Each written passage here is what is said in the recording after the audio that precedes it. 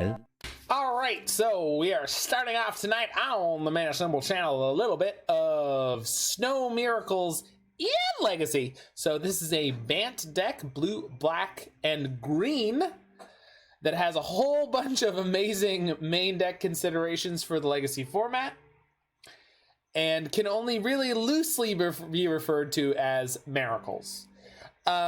So we are playing a blue, white, green control deck. We are a classic blue soup deck in that we are playing 4 Brainstorm and 4 Ponder, and we are playing 4 Force of Will. In addition to those cards, we are playing 2 Force of Negation, so we have 6 main deck forces if we need to play against unfair decks. And in addition to those things, we've decided to register 4 copies of Arcum's Astrolabe, as well as some Snowlands. So we've got some Ice-Fang Coatls in here too, just 2 of those guys. 4 Swords to Plowshares, one of the best removal spells in Legacy in general. We've got 1 main deck Carpet of Flowers, so this follows the general idea of playing a 75 card deck. What does that mean? That means we are playing 60 cards main, 15 cards sideboard, but we are considering the ups and downs of the Legacy format. And in doing so, we are deciding to pre-board for any blue deck we run in against. So Carpet of Flowers only is functional against decks that have islands. However, so many of the current meta are playing islands that we're going to choose to register this in our main deck. Now, Anzidmtg, who I believe is the original source for this specific deck, is smart enough to do this kind of thing in a challenge and not in a general league. We are going to go play a general league and see how that treats us. On top of everything I've talked about so far, we have 6 Planeswalkers. We have 2 Narset Parter of Veils, which is just an incredible hoser in Legacy against other blue decks. We've got Teferi Time Raveler, specifically good against any decks playing counter magic, but also just generally good against anyone who's trying to play instants or permanents. And Oko Thief of Crowns, which is basically the best Planeswalker ever printed. Not gonna lie. I mean, I love Dak Faden. He's just not the best, which is why I love him. Then we've got 2 copies of Uro, and we've got one copy of Terminus. That is our only miracle in the main deck. We do have another copy in the sideboard. Oh, and by the way, we're also playing a 2-card combo. So this is basically Splinter Twin right here. We're playing Splinter Twin. So we're playing Hullbreacher, which is a 3-mana, 3/2 flash pirate merfolk that says if an opponent would draw a card, except for the first card they draw in each of their draw steps, instead you create a treasure token. And we have Days Undoing, which wheels each player. It does end the turn if we cast it on our turn, but we do have Teferi if we want to cast it on our opponent's turn. So that's reasonable. And we are also already playing Narset. So we have 4 of our 1 combo piece. We have 2 Hullbreachers and 2 Narsets, and 2 of our other. With Ponder and Brainstorm, this seems like a reasonable shot at comboing off. Our sideboard is a very control-like mixture of singletons that will hopefully join together to give us a reasonable shot against anything that we run into in the metagame. So let's run into a Legacy League and highlight one of the comments in my chat here, Mordekaiser, if you are still here. Meanwhile, which I assume you are. Mr. Mordekaiser. What do you love me so much for? What did I do that you are so enthused by?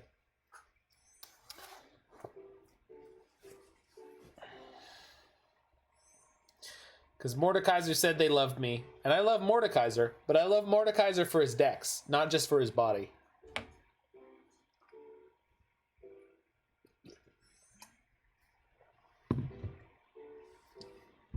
I just love Mordekaiser's big, thick decks. They always have a Yorion, and they're just so thick.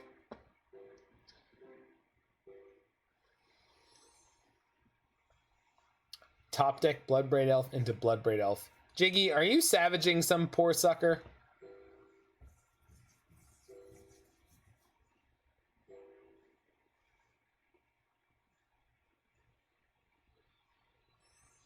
Yeah, well, beating Jund with Niv Mizzet is like... I don't even know how to begin to describe it. Yeah. Niv Mizzet versus Jund is like literally like the other person brought an air rifle and you've got like your M4A1 assault. Just imagine if Wurza was in Jund colors. I can't, because then it wouldn't include blue, the best color.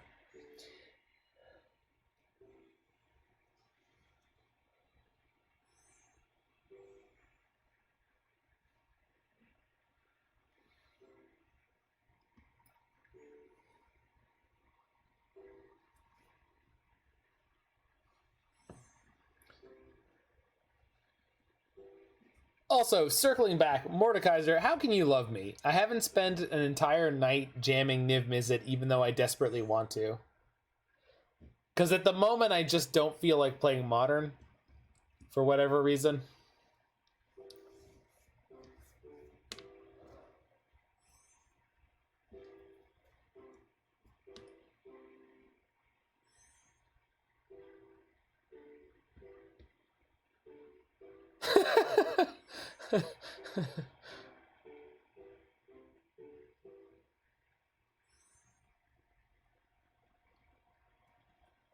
Thank you, Roy. Thank you. For always being there to document the ridiculous things I say.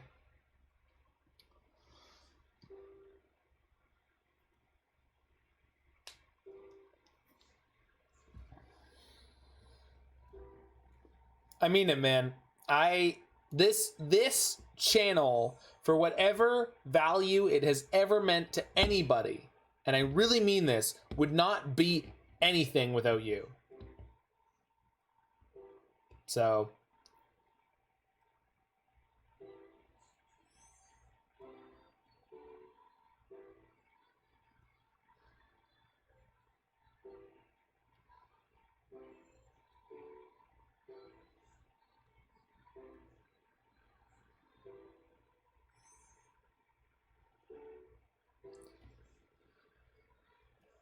Whoo! What am I playing? Vintage? Well, I mean, obviously it couldn't exist without me. I'm just saying it wouldn't be what it is without you, Roy. And I don't just mean viewers, I mean you specifically, because you're a viewer that gives back. You give to all the people that come and go through this chat, nonstop. So, like, as much as this is an effort of me, this is also contributed by, in a significant way, you. It's just like someone who writes a book, that's fantastic, but the person who edits it, the person who, you know, makes sure that it gets to publishers, makes sure that it gets to distributors, make sure that it actually is able to get out to people's hands, these are real important human beings in the process. Ideas are amazingly important, but you know what's also important? Execution. You left for 1 minute. Because it was always meant to be, Mord. Have you ever heard my original song, Big Deck Energy?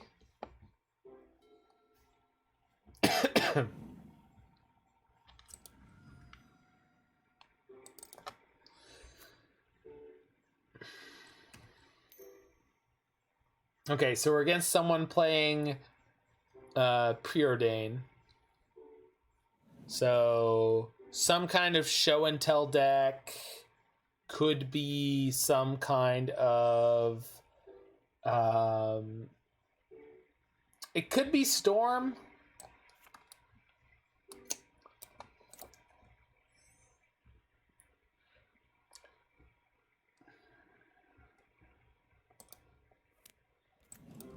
Legacy cards are so much cooler than Modern. Flip. Yeah.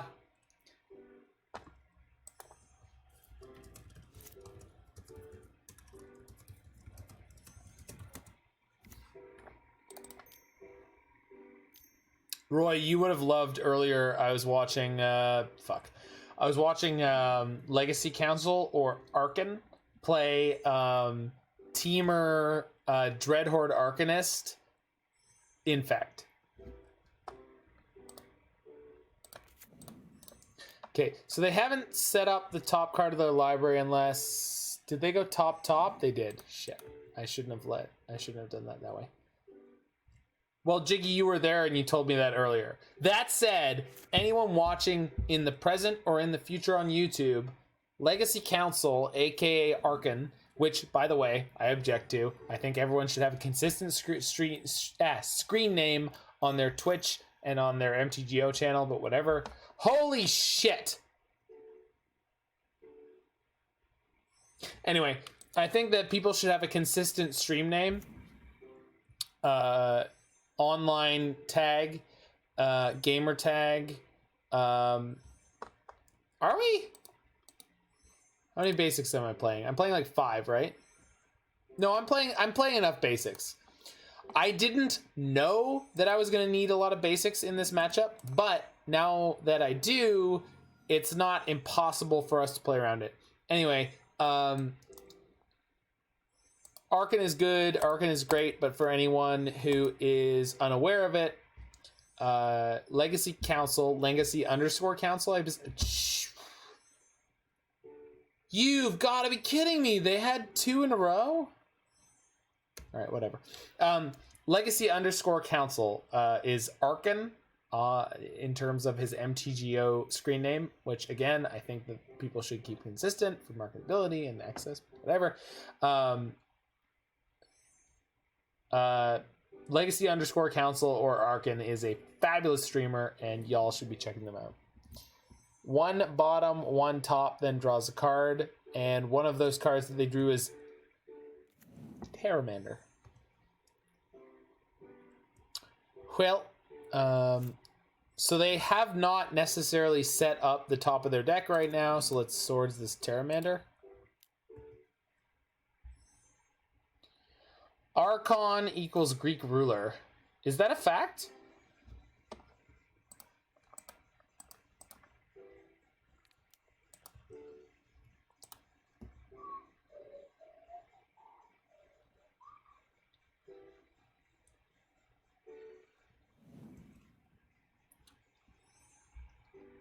No, I just, for some reason, with the context in which it is normally used, etc., etc., etc., I always assumed Archon was the same meaning as Arbiter, which makes no sense, by the way. That does not make sense.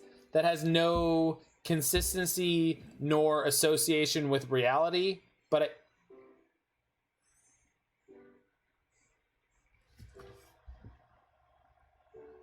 What the just happened?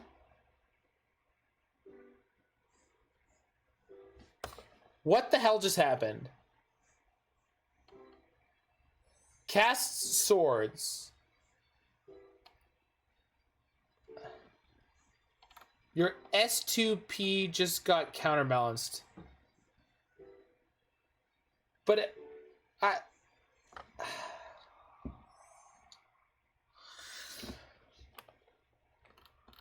Ponder and top. What? No, but I... Wait.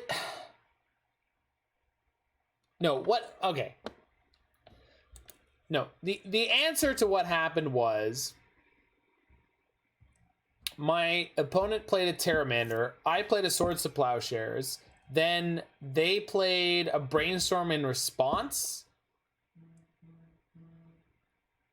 and I had not noticed that I had not let their counterbalance trigger resolve, so I Flusterstormed the Brainstorm which they played, the Brainstorm which they played even though they already had a 1 on top? Is that what happened? So I swords their creature, there was a counterbalance trigger on the stack, and they cast a Brainstorm for literally no reason, other than, in case I was a bad player, which I am, fully admitted, I just don't, I just don't understand the grotesque disrespect for your opponent in a random league, if I may. Because, like, when I play against someone on Magic Online, I just assume they're basically Not no reason. Fuck off. Sorry. Terminator wants cards in the yard. Sure. Yeah. It's possible. Alright. So these cards seem good. This card also could be good. Probably don't need Terminus. I don't know if I want to board in Wilt. That seems like overboarding, but...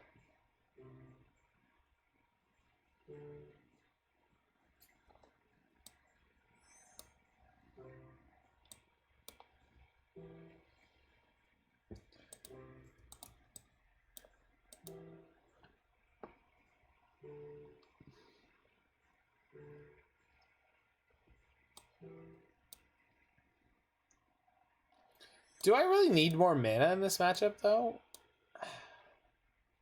I guess I haven't played this deck before, so I don't know if Carpet is something I want. I mean, I'm playing Uro. Hopefully I don't hate out my graveyard.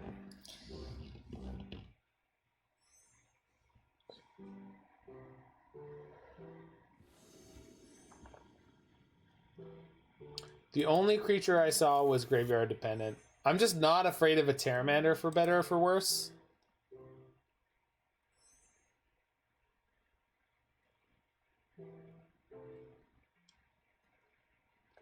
Under any normal circumstance, I shouldn't be afraid of a Pteramander, because what I'm actually afraid of and what I actually need to deal with is the counterbalance. Other than that, I'm fine. Holy yikes.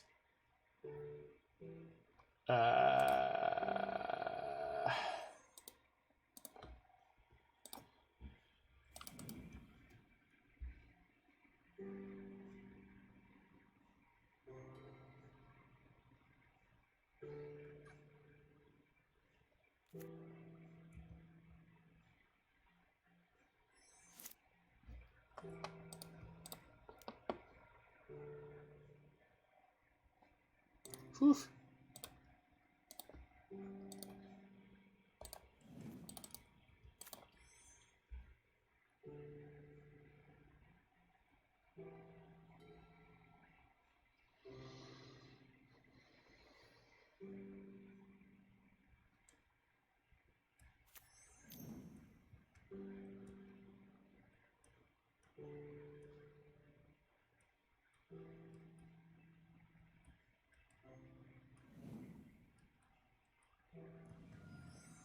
Bloodbraid Elf into Tibalt will be nasty. I don't know if you've read that 7-cost Tibalt, but it's really not impressive.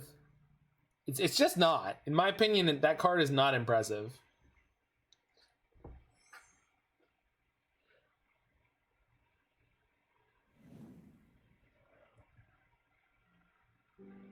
How is it not impressive, Zach?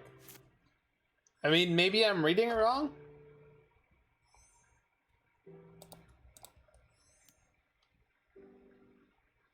Listen, I could not literally tell you what the text on the card is.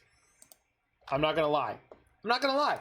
I could not tell you what the text on the card is. I just remember reading it, Mord, and saying, I'm not impressed.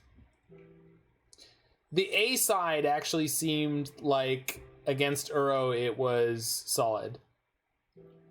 What is the CMC of a modal DFC? It depends on where it is. If it's in any zone other than the stack, then it is the front side.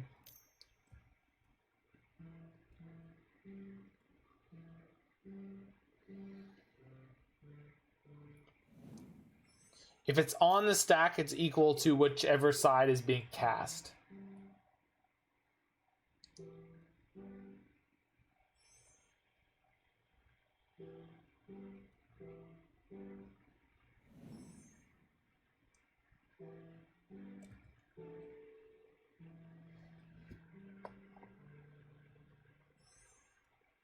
My insanity is considered normal. Mord. You are in good company here.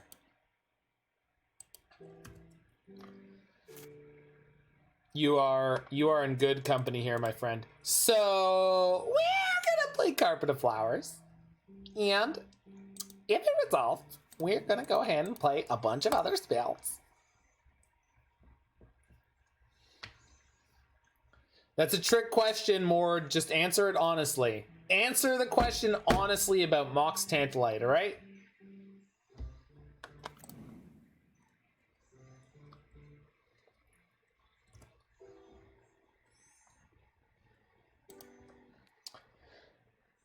Oof. I mean, I want to play the Sylvan Library, but Narset sounds so much more nasty. Hey, opponent, how do you feel about getting completely rocked? Good? You feel good?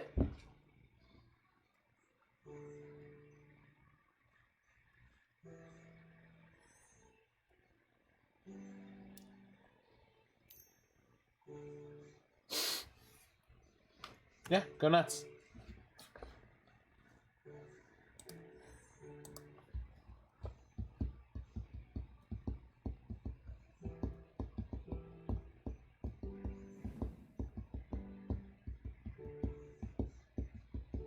Yes, you can, Roy. If you cascade into the new Tybalt, you get to choose which side you cast.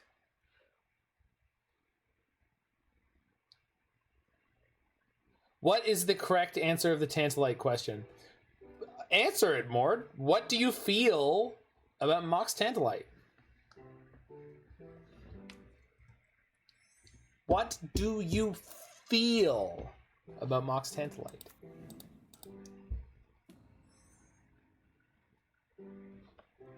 Oh. Why does this always happen to me? You are a constant source of disappointment, but I will always play you. The second best Mox we have, I feel assaulted by its futility. Yes! Quality answer. Quality answer. 10 points to Gryffindor.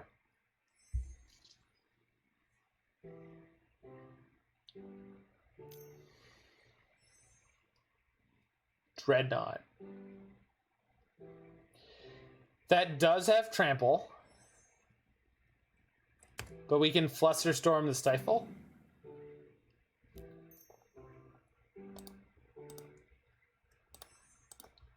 Boop. Triple kill.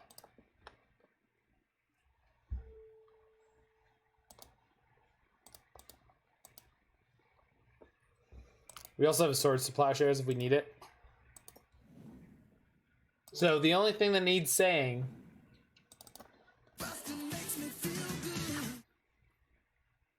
oh snap, they had a second Stifle. Boy, I bet I'm screwed.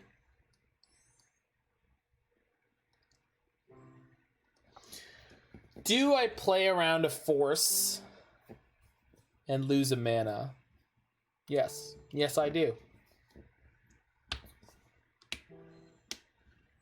What's up? I love Bryant Cook. Cook. I would wait till Carpet. That's what we're going to do. We're going to respond to Carpet by playing Swords to Plowshares on their Phyrexian Dreadnought. If it does not resolve, we can make choices at that time. But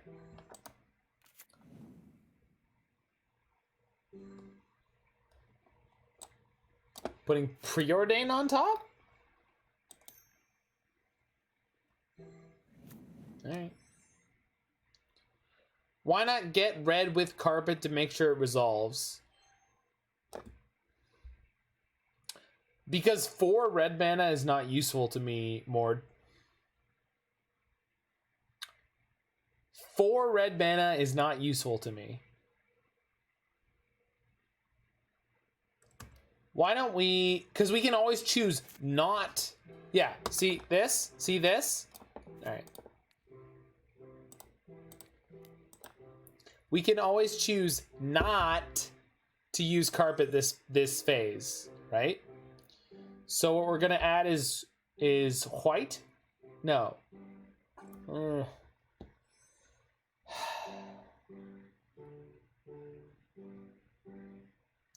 So we're gonna add nothing in main phase 1 because we're gonna Narset. See what we pick up here.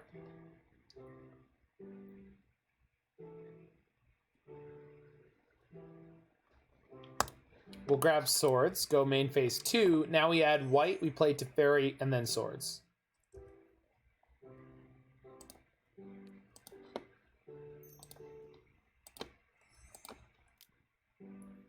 Woohoo! Woohoo! Bang woohoo! Dang the mountains out.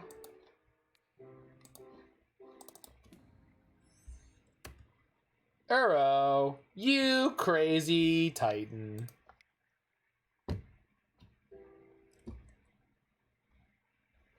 Who else but Uro? It's Uro, Uro. You never know what he's gonna do next. Nice preordain, opponent. Nice preordain. It's Uro, Uro. Giggity, giggity, giggity, giggity. Let's get cards.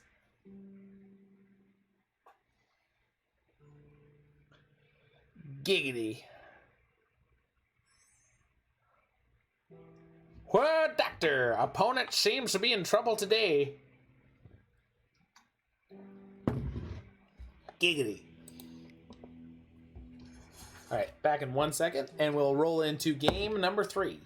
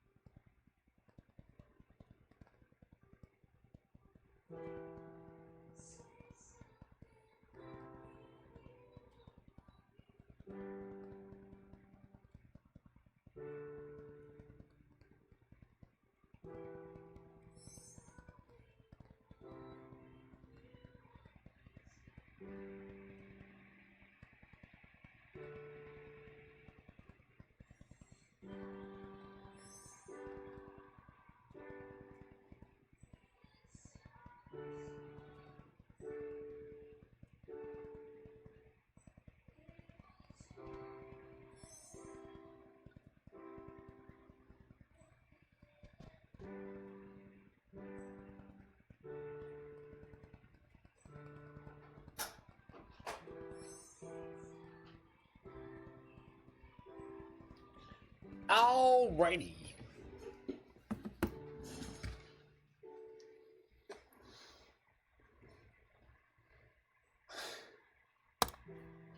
I'm not going to tell you, Roy, that every time I see Hissing Quagmire, I think, well, hey, Peter. But I will say that I basically always say that on stream, so there's no reason to pretend otherwise about my feelings about the matter.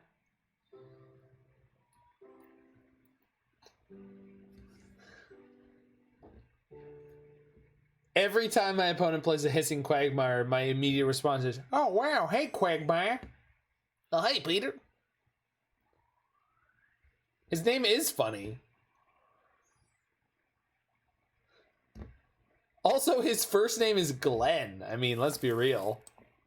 This hand seems good.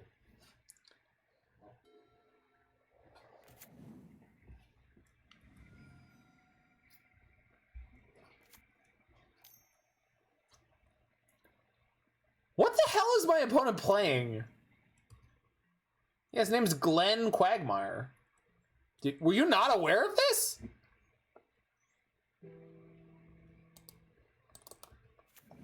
Quagmire's name is not Quagmire, it's Glenn.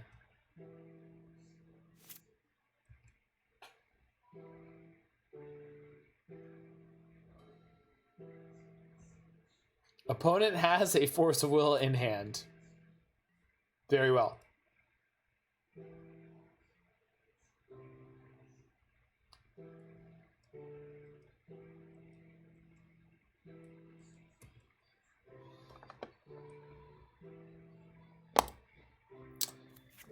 Banger alert.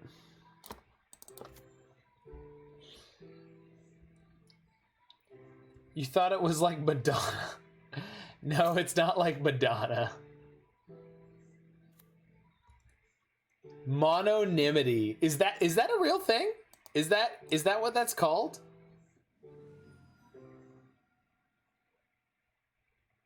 Probably. I love that. I don't know, maybe. Who knows? Nobody knew. Brainstorm, sure. Nobody knew. Nobody knew. Referring to someone by one name could be so complicated.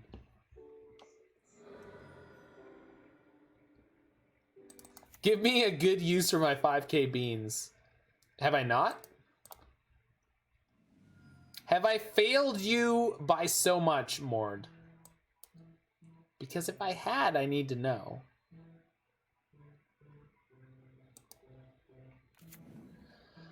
Okay, so we Flusterstorm the Stifle. We Red Blast the Aberration, then we have a Force? Yeah. I have the most anonymous names. One name only. Nobody knows me as anything other than my full name, except but only one. That's a fact. She's not that one. So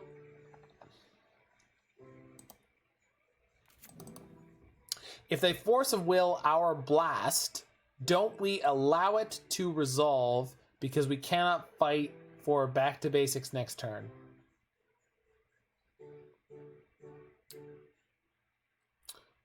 What if I just take the 3?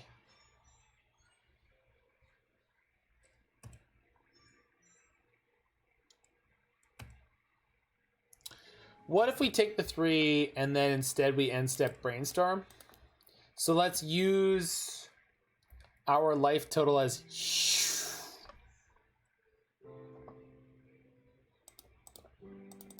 Use our life total as a bit of a buffer.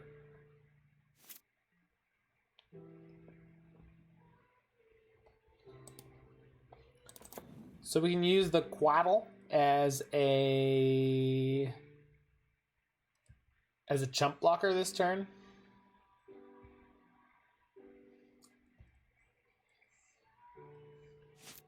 The opposite of Brainstorm locked. We're Brainstorm open. I'm running a Brainstorm open relationship over here. All right, so they can't back to basics me this turn, so let's shoot down the... What? Oh, sorry. Get out of here, you little nerd. What are you going to do, daze me? Listen, if you daze me, I'm going to tell you that you're the worst president on record ever. No president has ever existed who's on a level of awfulness. That's what we need to be doing on this channel. We need to be hitting up more Arnold. Who is your Delver and what does he do?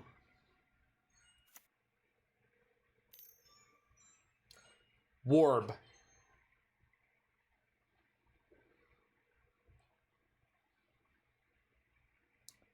Is this acceptable?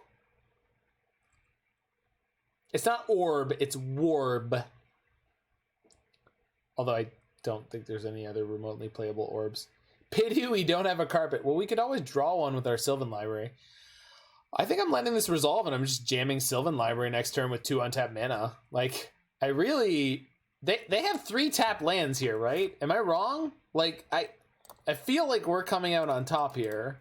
Like, please force me.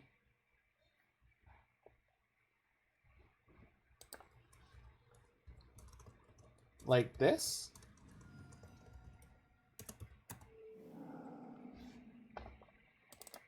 Fulub. Alright, because I know they have Delvers and Pteramanders, I'm going to exile my Ponder. Keep the Ice-Fang Coatl. The Ice-Fang Coatl? This is the way in which we will... Wow! Opponent goes to 0 cards in hand. You know what? Not even mad. I'm not even mad. They are all in on this Winter Orb.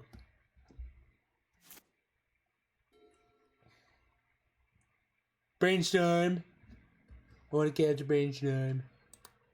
I'm not casting a Brainstorm. Alright, let's untap red / blue. Perfect. That's exactly what I was hoping to draw. Alright, we're going to put him on a 15 turn clock.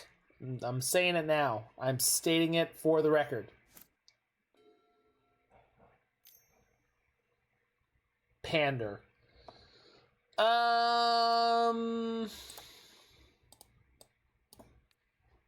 Are they playing mono blue? They're playing mono blue. Pyroblast is insane against them. And if they play a Dreadnought and they want to stifle it, like, lol.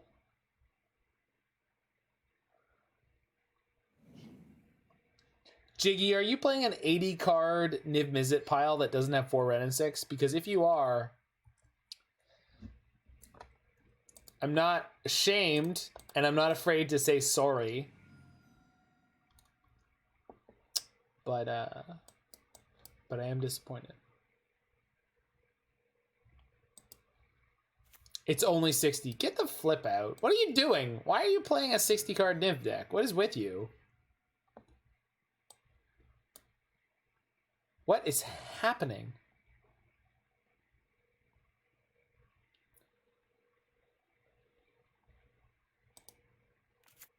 Aggro Niv. I'm upset. Get your heresy out of here, Aggro Niv. What is that? Are those even words?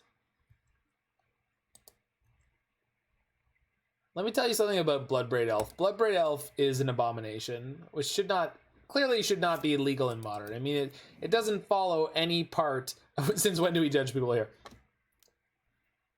No, you're right. You're right. You're right. You're right. You're right.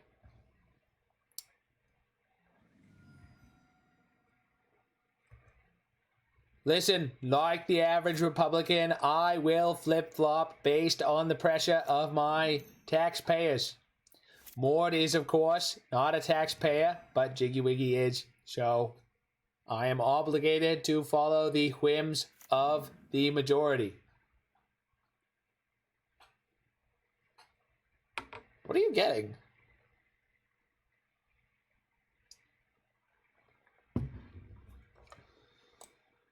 Ponder.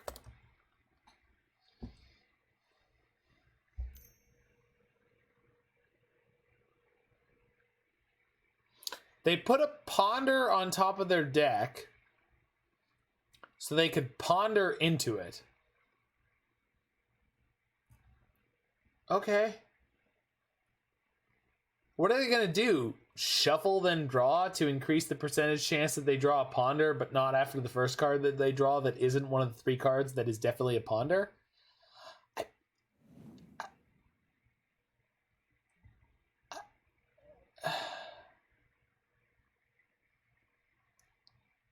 Okay. Whatever. I don't know what my opponent's doing, but I'm okay with it, I guess.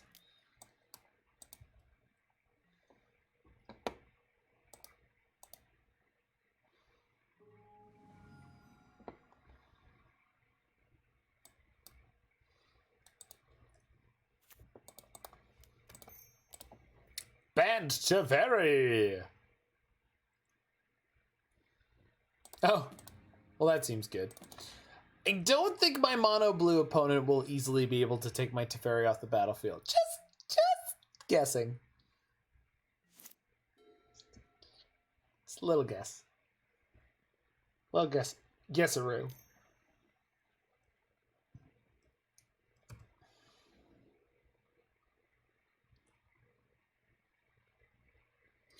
But Jiggy, you flattened Jund, right? You flattened Jund and you went to game 3 against Sultai Uro?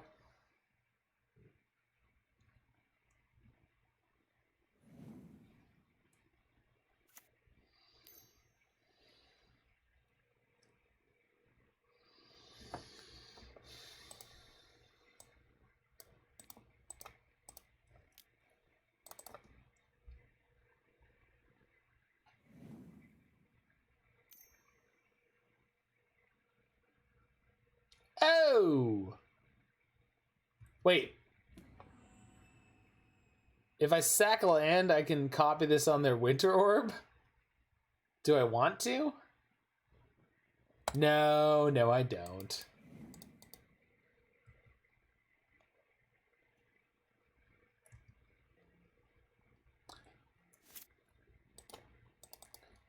Right, I'm just not worried at all.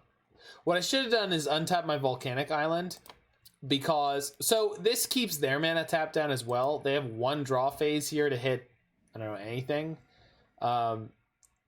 Yeah,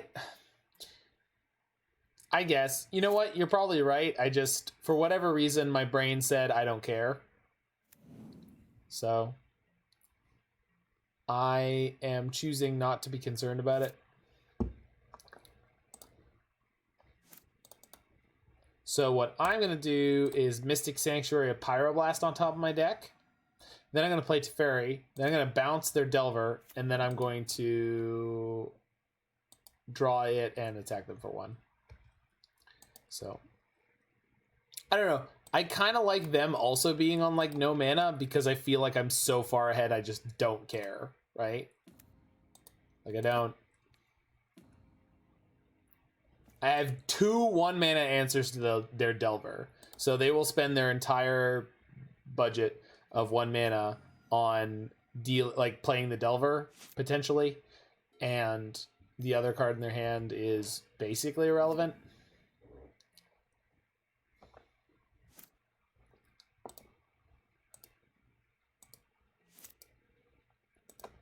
I'm just going to plus Teferi and pass the turn. I don't need to do anything. I'm glad they finally printed Pyroblast and Swords and Brainstorm and the duels into Modern. You know, serious talk, but I literally don't know if I do or don't believe that Pyroblast would be a good addition to Modern. I have no idea. I have no idea. I don't know what I think anymore. Fire design has totally ruined me. I have no ability to process how much I think. I doubt they do it. I agree with you.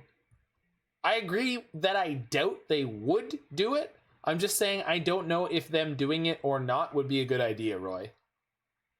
I don't know. I don't know.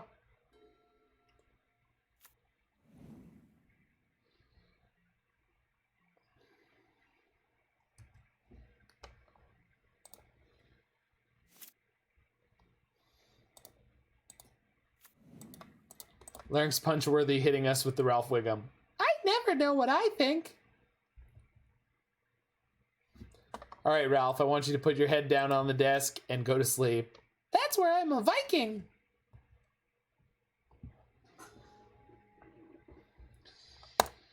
I don't know, swords this before it has the chance to flip.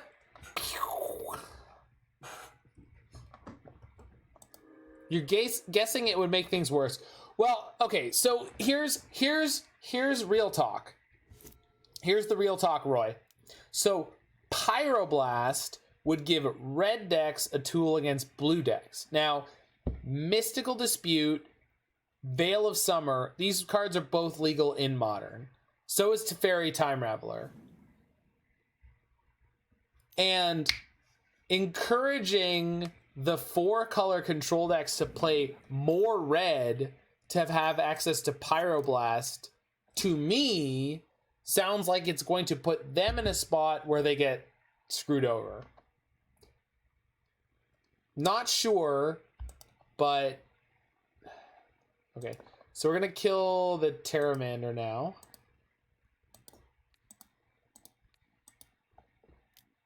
And then we'll brainstorm away our Uros and see if we can find some cheap interaction.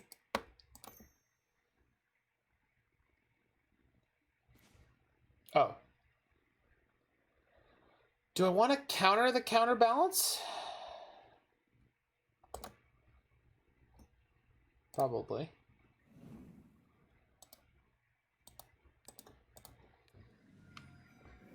And then we roll up to Oko, Elks, the Winter Orb.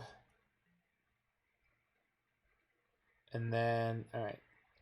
Oh, opponent calls GG.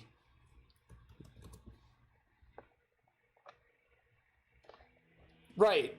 You say weird. Sure. Either one. Red Elemental Blast or Pyroblast. The point is, I think one of those cards wouldn't necessarily be bad for Modern, because in Modern we don't have dual lands and we don't have Arcum's Astrolabe. So pushing the multicolored blue decks into red more would not necessarily be a bad thing, because Blood Moon hoses them and it's red, right? So it might make things like Blue Moon disproportionately powerful, but then you're also making the Blue Moon decks play one CMC spells, and Chalice is legal. So I'm just saying I don't know the full repercussion of it. Do you think it would just make Delver, Prowess, and Blue-Red Moon decks bonkers? No. Because there's no Delve, there's no Daze, and there's no Force of Will. So Blue Moon might definitely be better-ish, but it would also potentially be more vulnerable. And all I'm saying is I have no idea. I think you could put one of Pyro or Red Elemental Blast into Modern and just see what happens. I'm not saying it's a good idea, and I'm not saying it's a bad idea. I'm saying it's an exciting idea. I'm saying it would definitely shake things up for a while, and we would have to see where the dust settles. And only when you actually did all the testing would you know whether or not it was a good or bad idea, right? Whoo! Dimax at 3-1.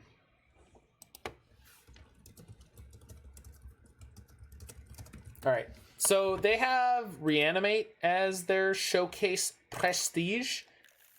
So I would like to have a Force on turn 1. I don't, but I have a Ponder, so I'm going to keep it. How it lines up against you Planeswalkers might be more of a factor now that I think about it. Right, so countering Teferi on the stack, which again, I do not object to adding more ways to counter Teferi in Modern for 1 CMC, right? I don't have any problem with that. Listen, I like Teferi. I love that card. It's a great card. It's an incredibly powerful card. The ways that you can interact with it are not good enough. Destroying Jace the Mind Sculptor. Jace the Mind Sculptor is not that good already. Destroying permanents what they come down. Again, not problematic. Most of the blue permanents that people are resolving are not... Like, do you know what I mean? Like, blue permanents are not a selling point of blue. Well, we can't cast Astrolabe, but at least I did find a second land. Let's tuck Narset Breacher. Play the Tundra. We have Swords or Brainstorm.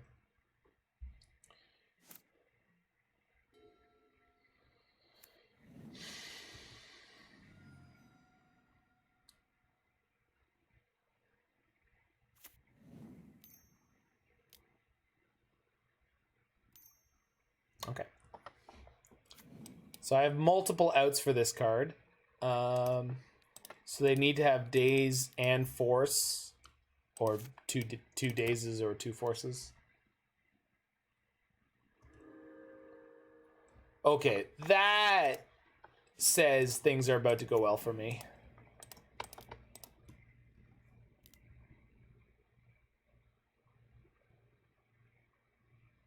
Alright. I'll take the twofer. I'll take the twofer. Let me tell you, I love a twofer. Brainstorm, you got it. Man, I wish I could have cast that Hullbreacher. I surely do. Whew. Alright. Should have held on to the Hullbreacher. Got it.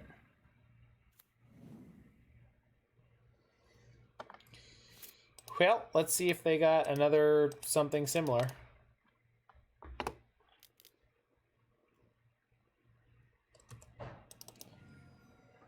It's not a power level thing that I'm concerned about. I guess the best analogy I can draw from recent sets is how they gave black the card to destroy enchantments. So, the idea of giving black a card that destroys enchantments, in theory, again, in theory, was that they noticed that black was short on its ability to deal with permanent types. Now, I am not saying that that's a problem, because here's the thing. For some reason, they decided to realize that black was short on its ability to deal with permanent types, but what they didn't realize is that white is horribly behind rate on its ability to deal with a lot of other types in the context of Pioneer and Standard, right? Totally ignoring the fact that we are really in trouble in this game due to Oko and only Oko. White is behind everyone on everything on all formats. That's not true. That's not true. I'm literally playing Legacy right now where white has very reasonable tools. Like, white has Swords to Plowshares.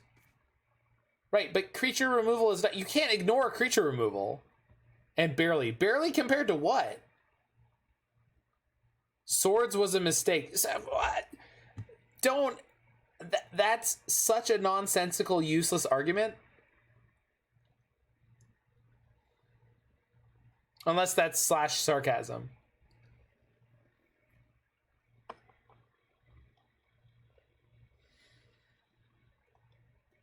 Alright, so I only need one of these lands, so let's put back the Rainforest and put back the Ice-Fang on top, because I'm going to draw it with the Snow-Covered Island. Underscores means italics and markdown. Underscores before and after? Because I don't have markdown. Markdown is not a thing I have. So let's go add blue. No, green. Yeah, green. Because I'm about to draw an Ice-Fang. So we'll play the Labe, draw the Ice-Fang. Play the Ice-Fang for green, blue. Wait, hold on. Did I screw up? 3, 4. I screwed up. All right, we're okay-ish.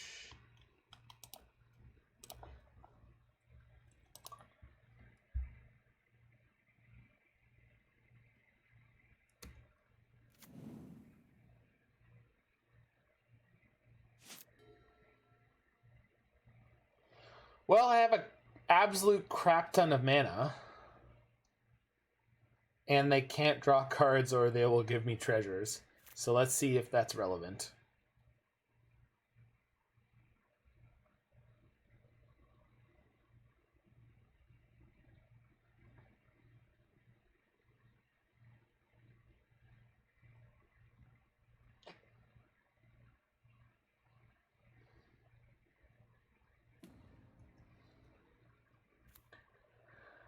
Like, Swords was a mistake is such a ridiculous argument.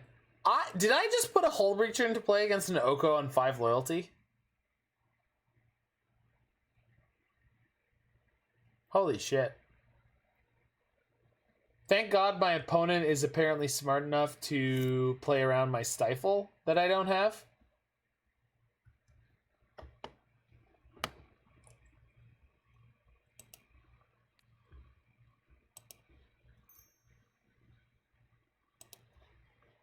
Okay, so we're gonna put a Brainstorm on top. Did you play it after they ticked up? Absolutely.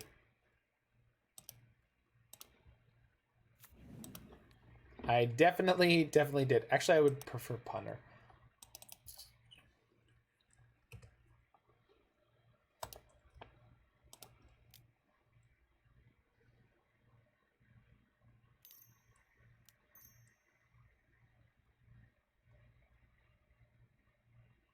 Fair. I guess we know why they didn't steal my Hullbreacher.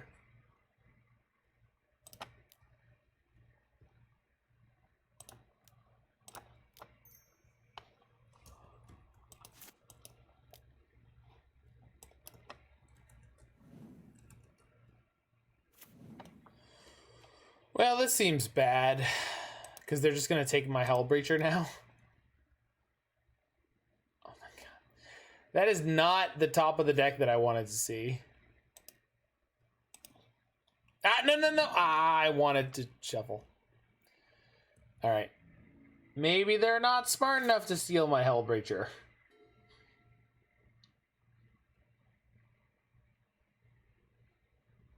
Did I win match 1 somehow? Good lord. All right.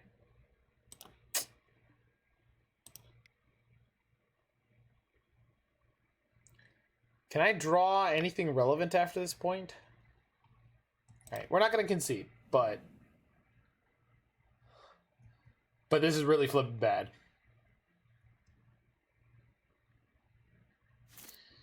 Because I know I'm Brainstorm locked. No, I know I'm Brainstorm locked. I meant to shuffle and I didn't. That's why we've lost here. So, the next card is Force of Negation. Damn it! Well, it wouldn't be a fair shot at what the next card would be, but so Carpet seemed good, the Revs seemed good, and the Pyro. Terminus probably not so much.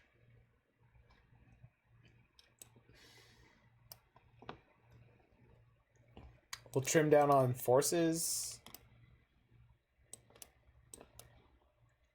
I think everything else is pretty reasonable. Rip.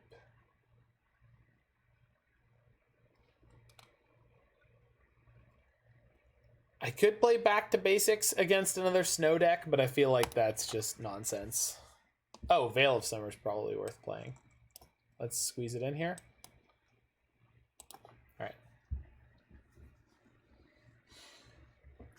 Veil of Summer, almost definitely greater than Force of Will. Whew.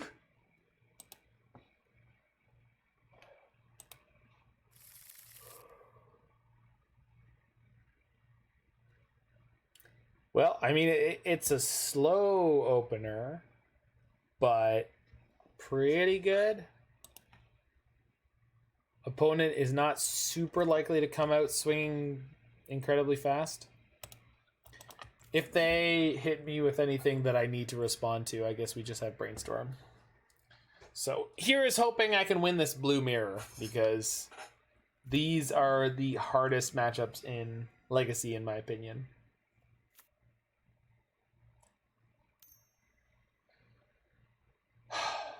Sure.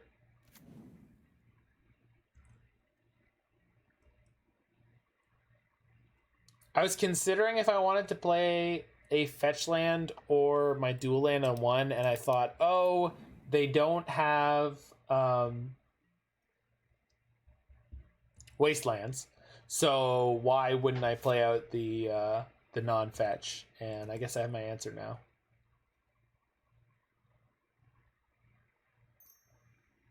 Red and 6 is not legal in this format. Sylvan Library is. Teferi will beat that. So we're going to Brainstorm at end of turn to try to find protection for Teferi to bounce their Sylvan Library.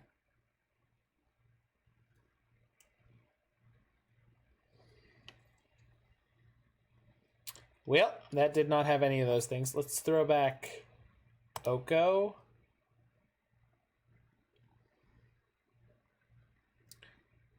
and Uro. Go to our draw step. And then main phase a Hullbreacher. They have to have specifically Force of Will or Pyroblast to beat us here, which is narrow enough. Actually, we'll put back a Ponder because this way I can shuffle. We can get the plains here or a basic island.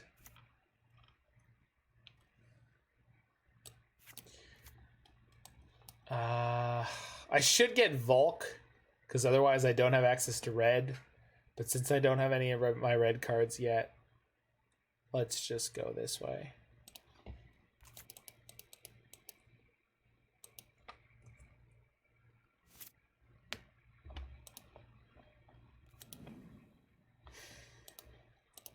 So Hullbreacher dodges slightly more things? No.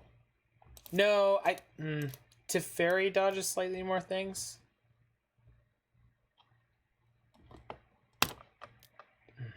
I don't know. Shit. I guess it didn't matter because they're going to have Pyroblast. Or Reb. Yeah, it's Reb. Alright. Couldn't dodge that with either of the cards. Yep. Well, we're in trouble. One good Teferi deserves another. I sure hope not. I really hope that the words you said are not true at all. That's fine.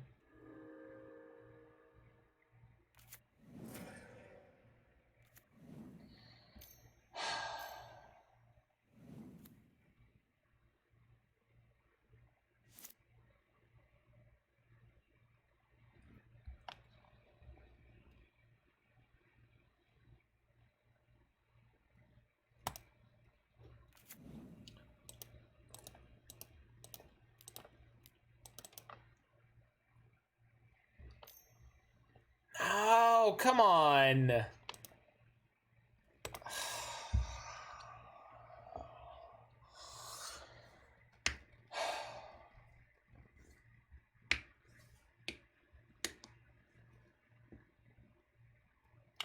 Would you say you punt more in Legacy than in Modern, lesser, about the same amount?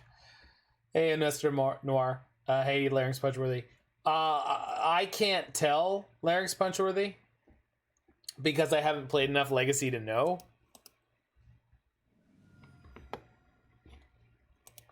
Like, I'm just not able to tell a lot of the time in Legacy when I'm punting or not. There's just too many variables.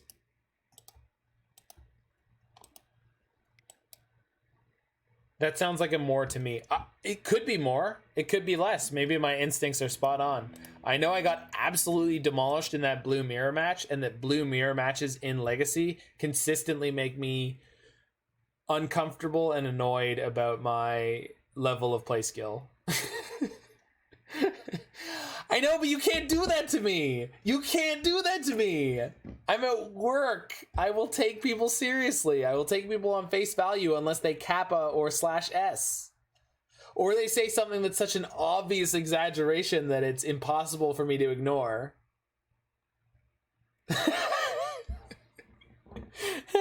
You're good people. You're good people.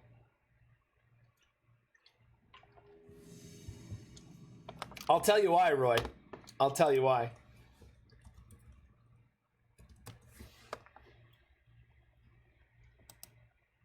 Oh, does that only work for Dan Bopes? That might only work for Dan Bopes. The point is, Twitch is a quality piece of software.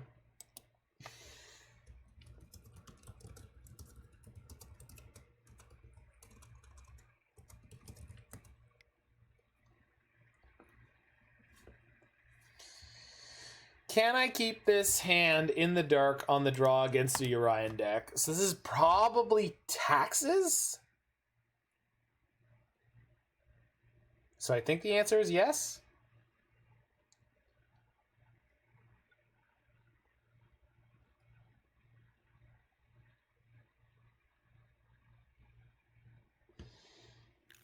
The reason I want to keep this hand is not based on the Brainstorms, and it's not based on the Narset. It's based on the fact that I have 4 lands against taxes.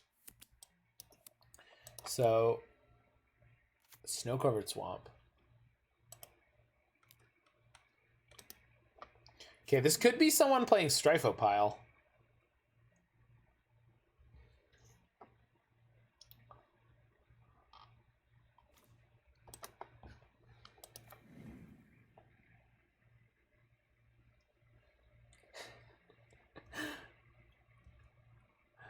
Good job, Roy.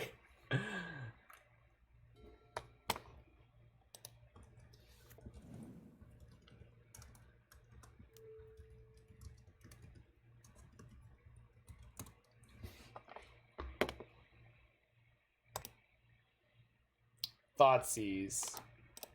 I could potentially tuck all my spells. Let's see. Let's see what happens.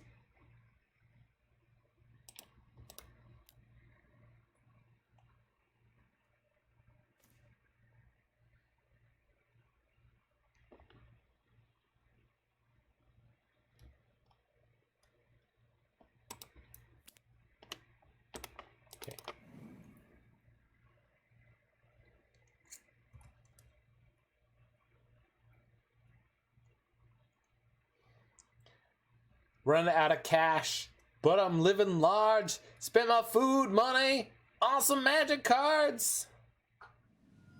Brainstormed, you mother trucker. How you like your Thoughtseize now?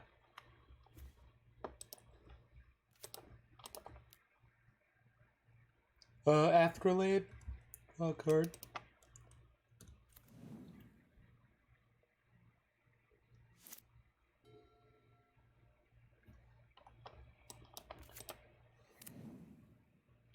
Opponent could be playing some very old version of Strifopile.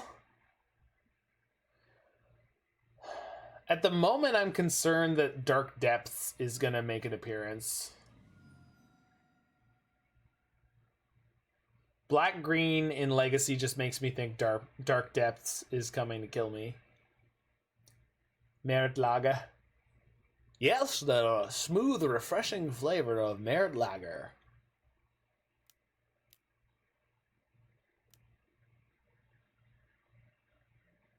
They put Urian in their hand. All right.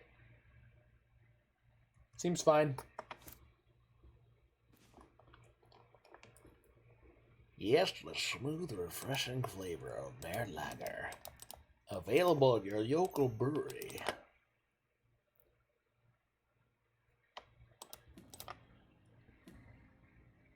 When you need something smooth, reach for the flavor of Merit Lager. Yikes! That's not a blue card. What are the chances we're against the deck that Alex submitted the other week? The 80 card Nick Fit.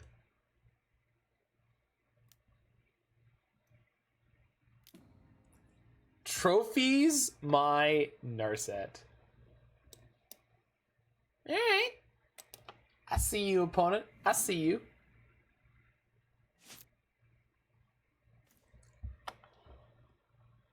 All right, this thing.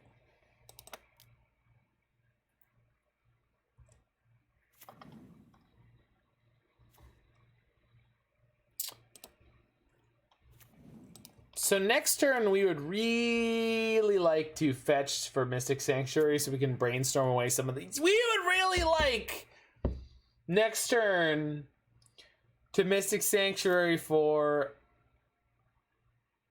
a brainstorm for some of these cards. I think they are literally playing the deck that Alex submitted the other day. It really seems like it.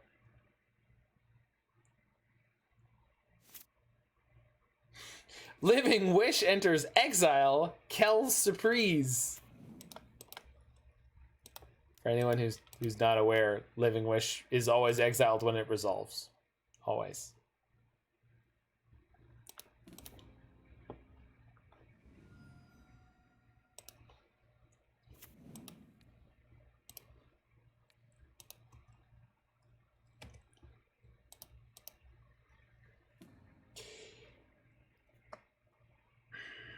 Well,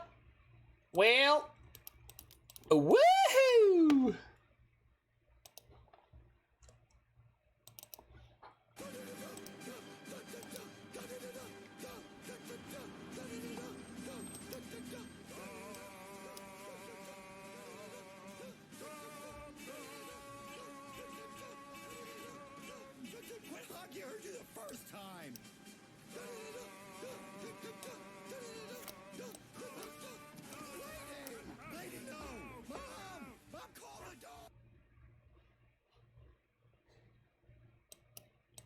That's so ratchet.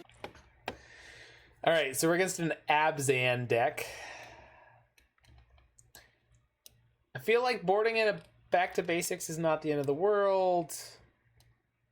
And I don't need this carpet.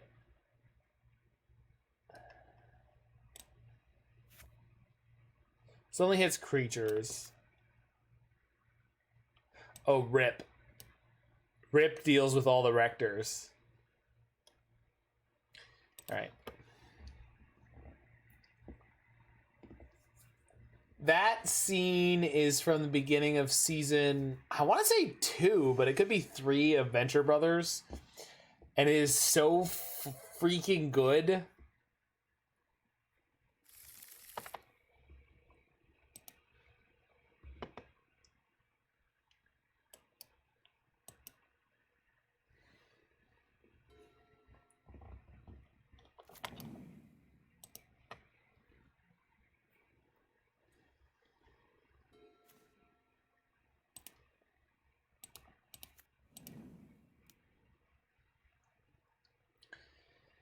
Well, I don't want Astrolabe, and with this hand, I don't want back to basics, and Teferi is marginal in this matchup. So, yeah, take a Force of Negation.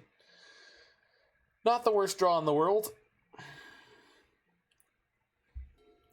I have no idea, by the way, Roy, why they chose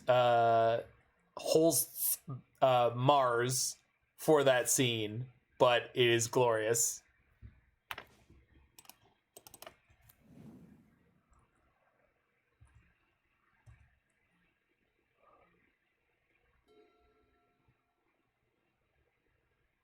Because the setup is at the end of the previous season, the villain, the Monarch, was defeated, and he busts out of jail, and then he calls up his henchmen, who are no longer employed by him. So one of them went back to live with his mom and started a blog. And he just calls them up and he's like, hey, I just busted out of jail. Like, get my shit together. We're rolling in 5. And they're like, what are you talking about? Like, we're not ready to do that. Like, we thought you were never coming back. We thought you got busted. And he's like, no, of course I was going to bust out of jail. And then for some reason, the follow-up to that is them getting ready to go and the one of them, or the two of them together doing Mars. With no context, with no explanation to the audience about what was happening. No description of why they used Mars, just them hopping into action to get the supervillain's lair back to fully operating conditions. Yeah, 1 for 1 is fine.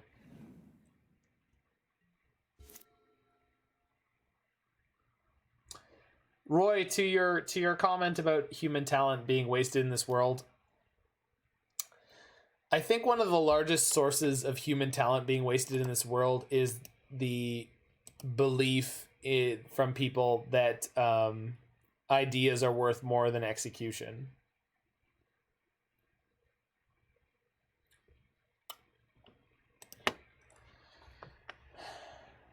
All right. So what is the most dangerous 3-mana creature they could have? I think I let this resolve. Yeah, he did. But I would like to thank him for that. Like, really. And I really mean it. I really, really, really, really mean it. The best bands in the world, the best artists in the world, the best movies in the world, none of these things happen because of great ideas. They happen because of a combination of great ideas followed by great execution. And there are people who are such great executors, Executor, that their brand is so based on their execution that their ideas almost could be anything and they'll still be great. Case in point, I love Quentin Tarantino movies, and my execution's fine. I do what I can. It's certainly not the worst. I mean, dovetailed in with the idea of execution is the idea of breaking through. Crap. What does that one book call it?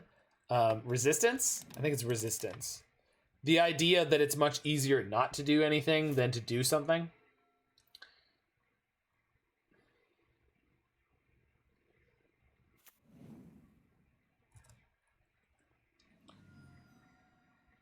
It's a book on art, and I have it on my iPad, and it's called...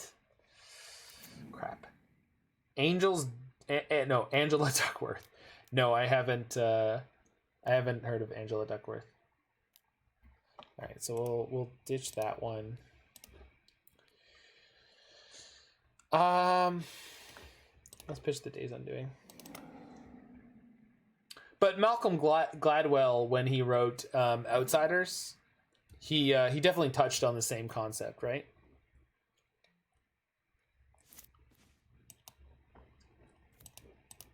I would say. So I could have conservatively sat here with my Force of Will up for hard casting, but I'm going to assume that I'm better than that. Yes, I am. Although if I really knew how good I was, I would have kept the Days Undoing. Have you read the most recent one, Roy? I liked it. I liked it a lot. What was it called? Sandra. Yeah, that's the one. That's the one. Yeah, that was good. Yeah. Yeah, Talking to Strangers. And my grandmother, she said, "Oh, I was reading it and I quit out once the." It might be, Alex. It really might be. Talking to Strangers was great. My grandmother said she quit out once she was reading the chapter that referred to friends. And I was like, but Midge, it talks about friends for like 2 pages of like a 7-page chapter of a 300-page book. All right, what do you got?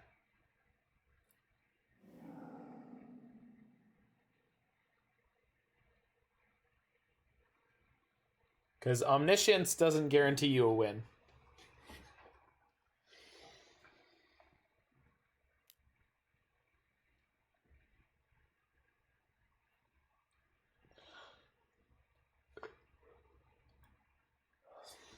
Plays Urian.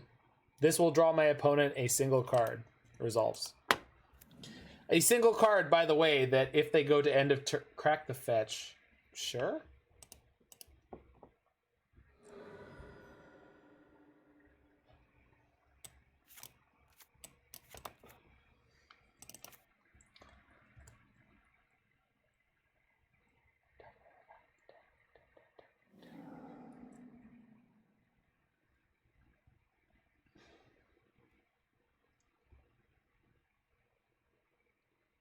I don't know, Roy. I don't know. So we can let them draw the card off Astrolabe, and we can force this curse. Splendor shuts off fetches. Right, but I can respond to a Splendor.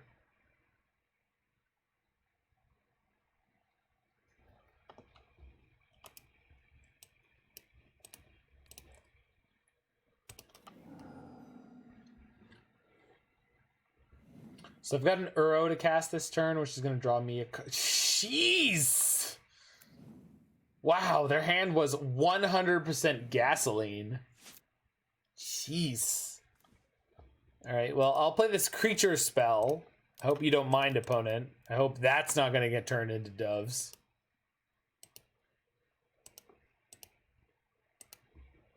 Although I don't think I have a single way to remove...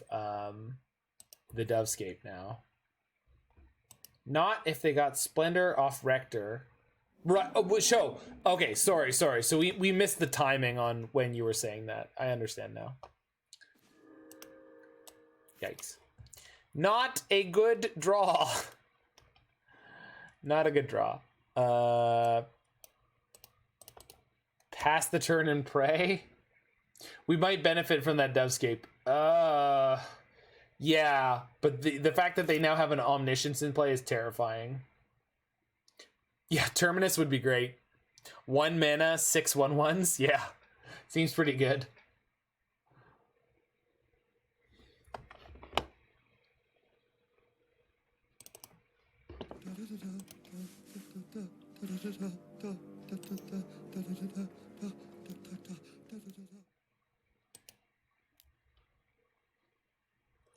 Oh, that's terrifying.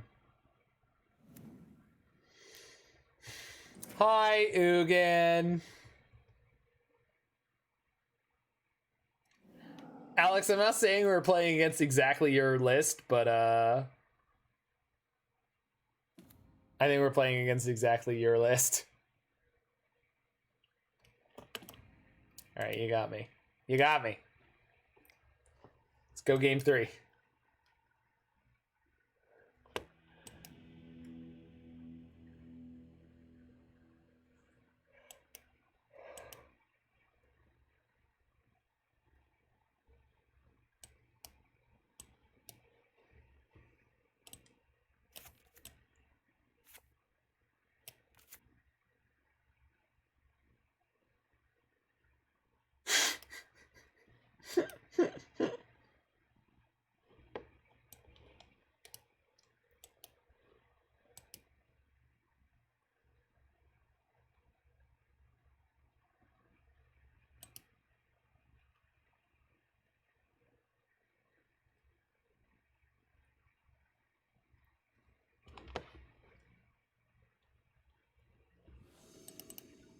I mean, hello.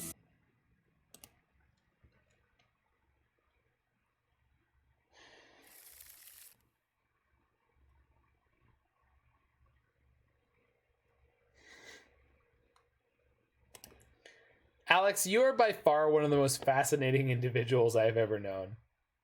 Take that for what you will.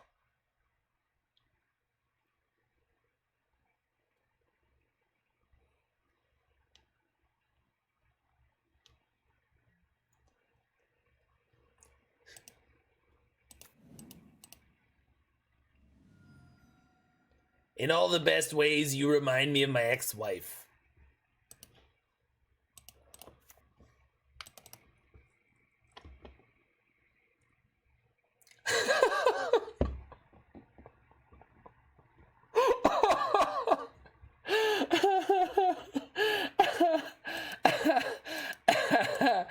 I mean, that's actually a really good draw. It was just really shocking to see it. Holy crap, I was not ready for that. I was really spectacularly not ready to top deck Misty.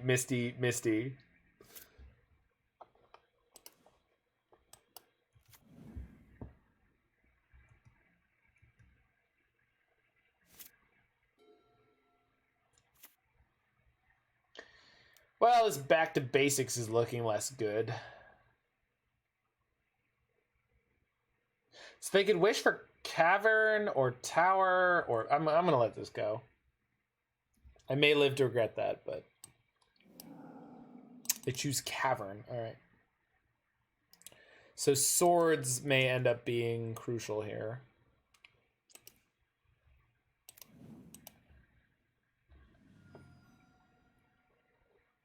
Misty, what are we, in Brock's dream or something?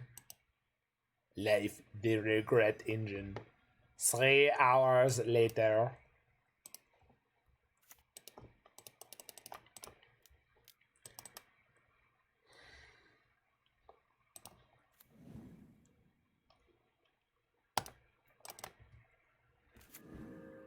All right. I have Force into Swords here, so I should be good against most of the things that can happen to me. But let's see. I do have 2 more basics in my deck, so if there's a...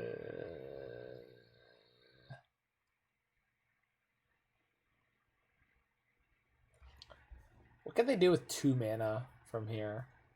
They could play the... what is it? Veteran Explorer? And then sack it for therapy.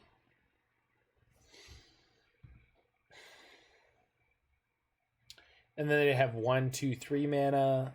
And then...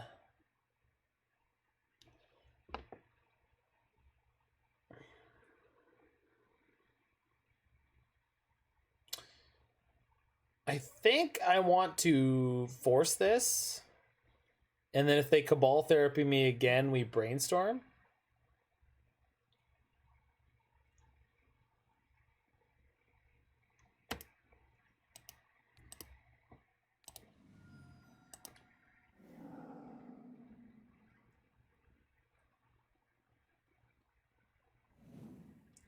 So I'm expecting Veteran Explorer into therapy. No, neither of those things happened. All right.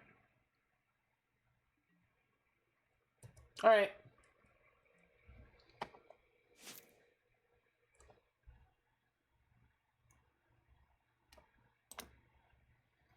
So let's get... Yeah, all right.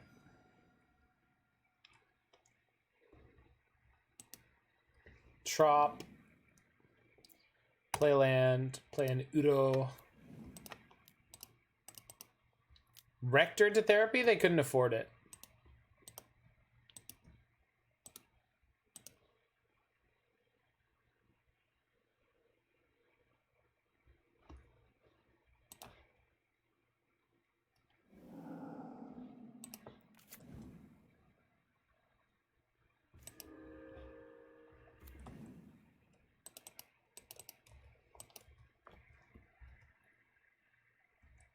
I mean, I could be wrong, but I don't think Rector into therapy was... Oh, sure, next turn. Sure. But I literally was talking about this turn. Listen, I don't think that far ahead when I assume I can lose. Abrupt Decay. Sure.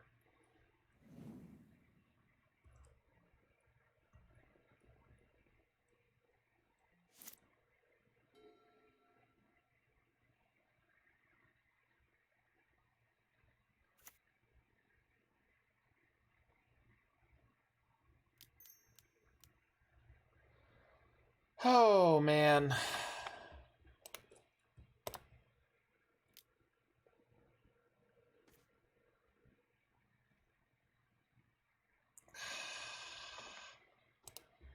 If I lose this matchup, I'm going to be more than a little upset. All right, resolves. At least it's Arena Rector? Oh, I shouldn't have left the Force of Will in my hand.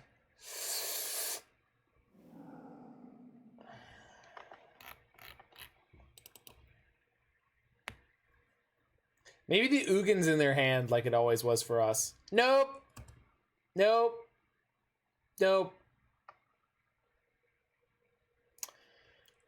I'm not mad. I'm just incredibly disappointed and enraged.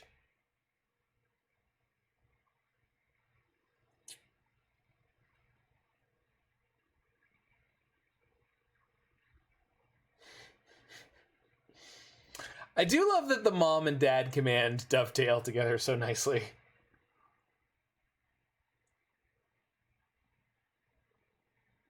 It's a comedy twofer that you just can't put down. Do I have any answers for a resolved Ugin? I don't, right?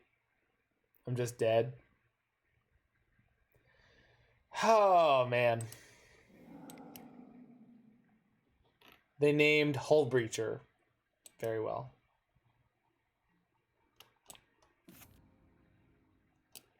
All right.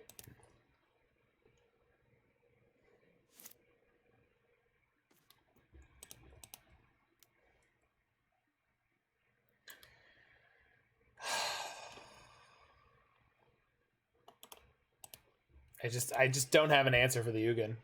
It's over. Okay, that's on me. Maybe I should have forced the Living Wish there.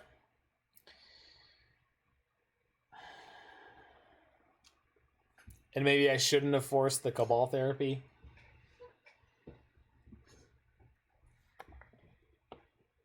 So he lost to 80 card Nick Fit. Brutal.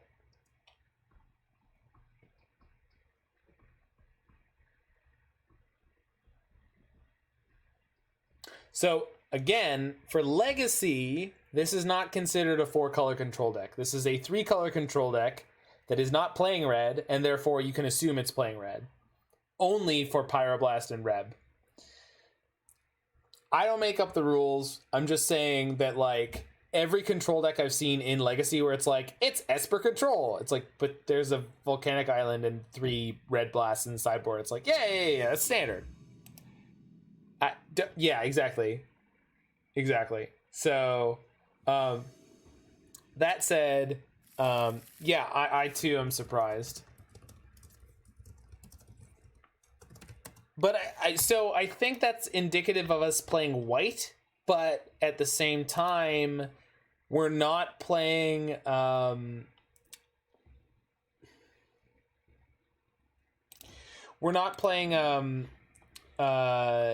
Council's Judgment, which people used to play all the time. But I think that's because True Name Nemesis has totally fallen off. Right. But as I just said, there's a reason that people aren't playing Council's Judgment anymore.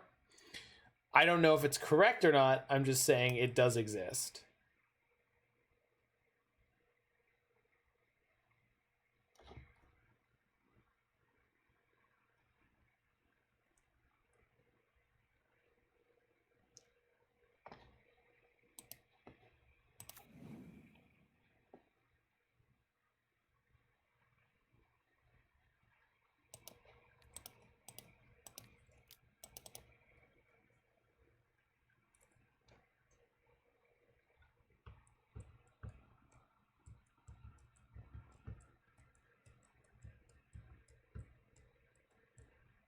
Sure.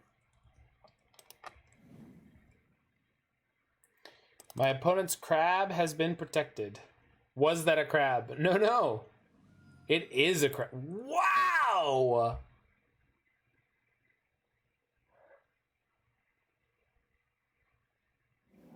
Surgical the Swords. Opponent knows what they're up to. No, this is probably it's Julian 23's Dane Mill.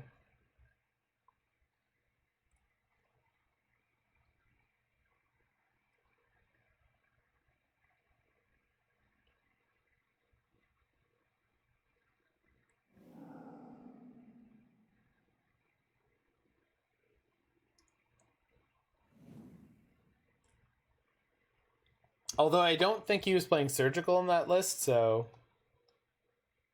Oh!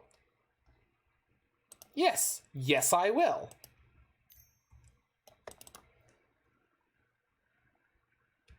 Bye, crab.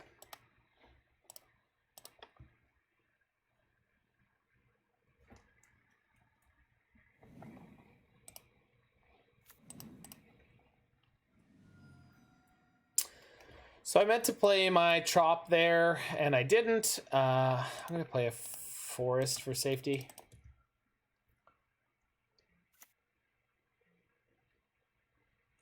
No, I'm good. I don't need to add 0 mana to my mana pool. I know I can. I choose not to.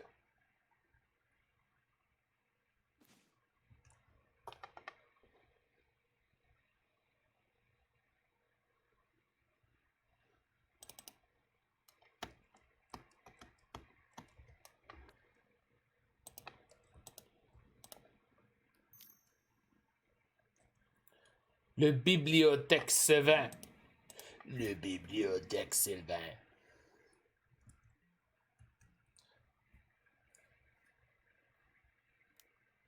Visions of Beyond for draw a card. You got it.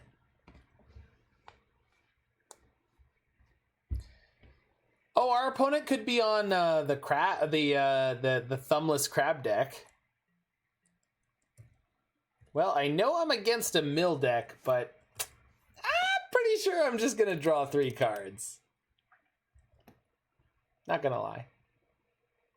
Choose 2 cards in my hand drawn this turn. Pay 4 life to keep. Pay 4 life to keep. All right. Well, this seems fair. Use Carpet's ability. Yes, please. Add blue. Play Astrolabe. Draw a card.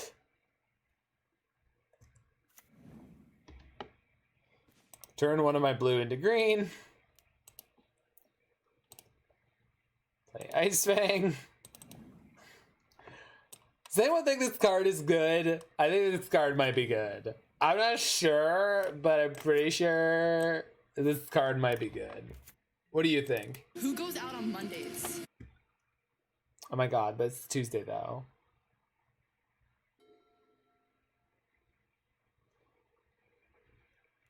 Carpet is a ludicrous card. Carpet of Flowers, we finally resolved the carpet versus no carpet debate. Okay. I don't know if Roy knows what he said. And I'm very okay with it. But, pay 4 life to keep this one. And then put this one back. Yes, that was double entendre, Roy.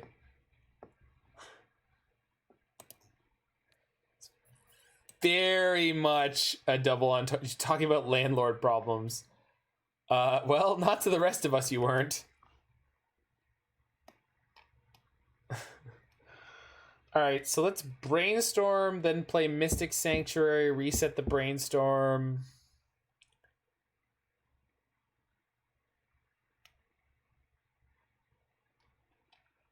And then we can draw the brainstorm next turn and shuffle. Sure. Boo doo doo doo beep boo boo doo doo doo beep beep boo doo doo doo beep beep boo doo doo doo boo doo doo.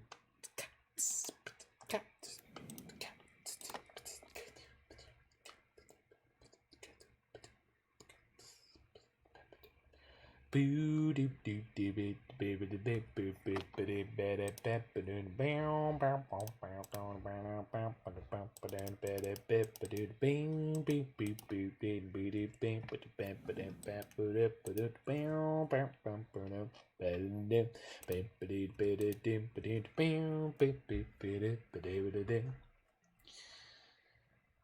Let me tell you all, Chameleon is a stone cold jam.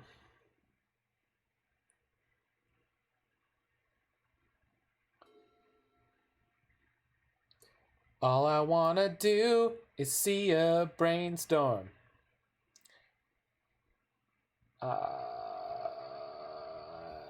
Resolves.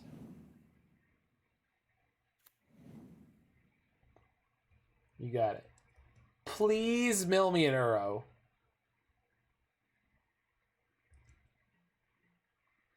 All right.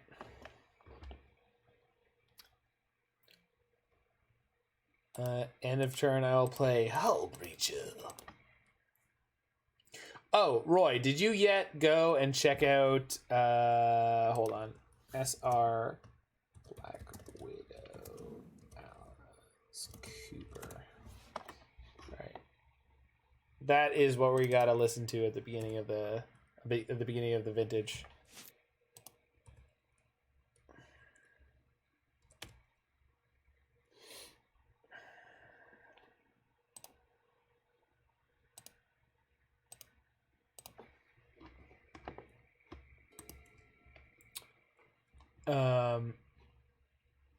Sure, let's add blue.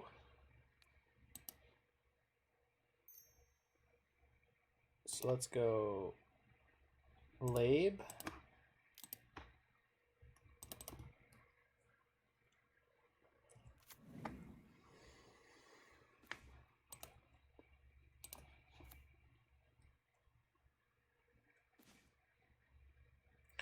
Well, those were not what I was looking for. Let's put Brainstorm plus Astrolabe back. Tap 2, play Narset. So now we have super redundant hosing of their card draw.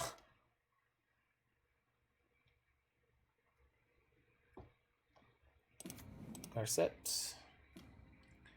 Clear the top of our library at minimum. I will take the Flusterstorm. I don't care if you see it, opponent. I don't care. Just don't care. Beat down. We are coming in and we are having, you know, 4 power. Boosh. For your education, Black Widow is an Alice Cooper song that contains voiceover by Vincent Price, most musically famous for his voiceover for the ending of Thriller.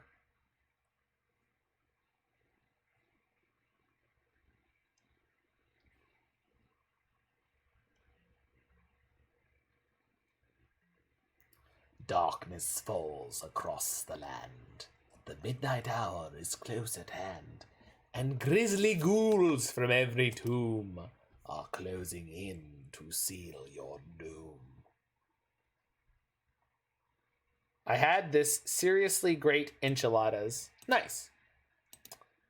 Sounds like quality, my friend. Let's add blue as usual. Go green, play Udo.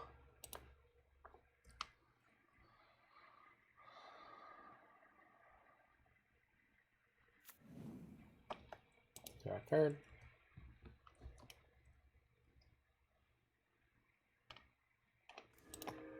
Hey, look, I found a land. Go figure. Blue, blue, blue. Mind-numbingly spicy. That is the amount of spicy that I prefer. I like it to be so spicy that I can compare it to how cold it is in Canada. Did you ever see that Lewis Black bit, Roy? And or Alex? Oh, Canada's cold! Canada's so cold, you walk out in the morning and you can't think! You walk outside, you're thinking, oh, it's such a beautiful... It's cold! Is he actually a stand-up comedian? He is. He is. Don't watch stand-up comedy. You know him from The Daily Show with Trevor Noah. Are you telling me you don't know him from The Daily Show with Jon Stewart? That's upsetting. His segment is Back in Black.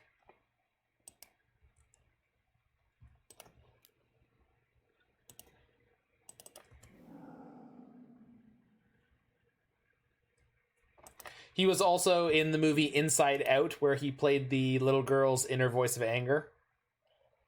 I didn't start watching until Jon Stewart nearly retired.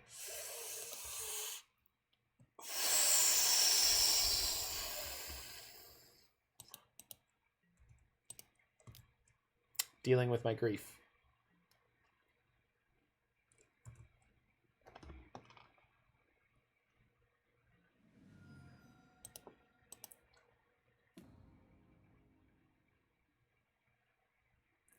I've come to enjoy you once more. Hi, Michael Chan. We've had the Daily Show talk already. I think we have.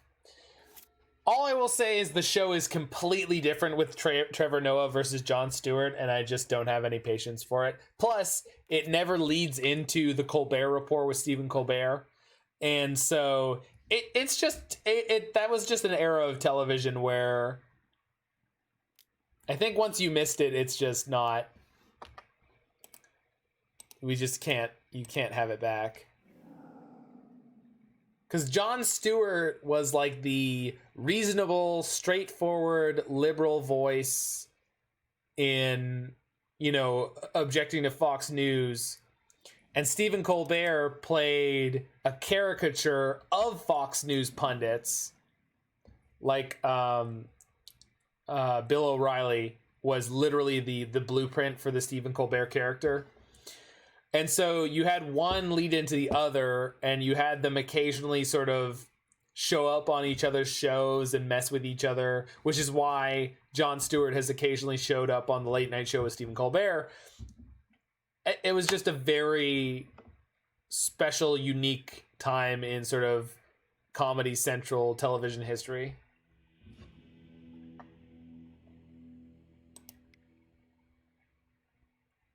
Jon Stewart's rant about pizza is singularly great.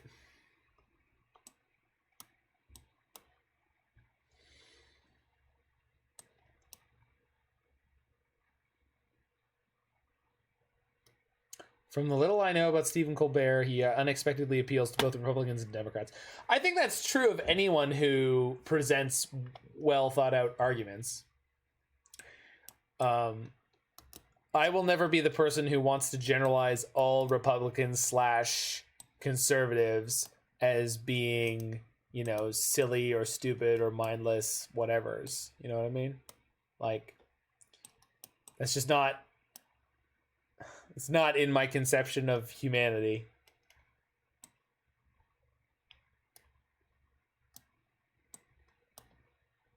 There are people on both sides of the aisle who are very smart and both sides of the aisle who are not so smart.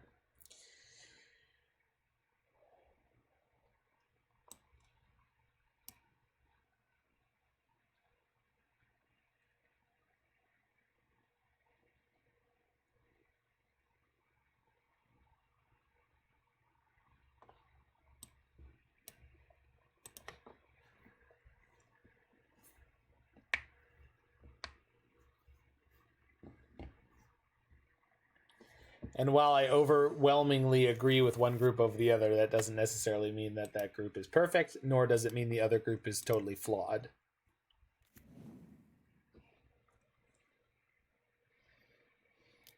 Thoughtseize!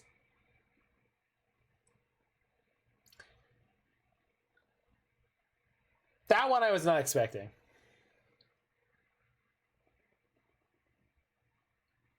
Don't do it! Don't you do it! Oh my god, they didn't do it.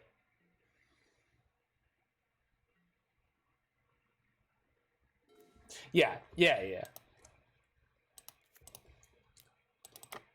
Leafs, tie it up! Well, the Leafs are definitely awful. I mean, come on. Let's be real, Alex.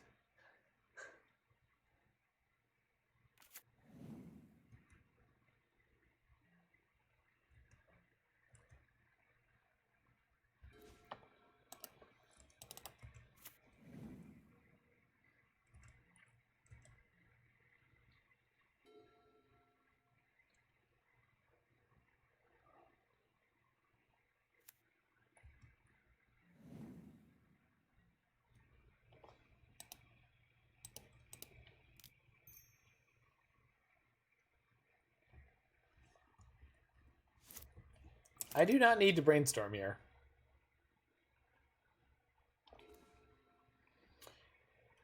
So instead, I'll choose to ponder my options. How relevant is Oka in this matchup? I don't think very. He's not irrelevant. He's not devoid of relevance, but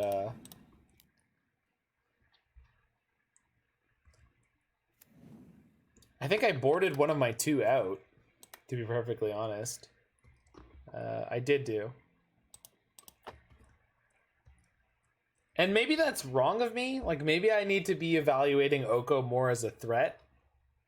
Sure, yeah.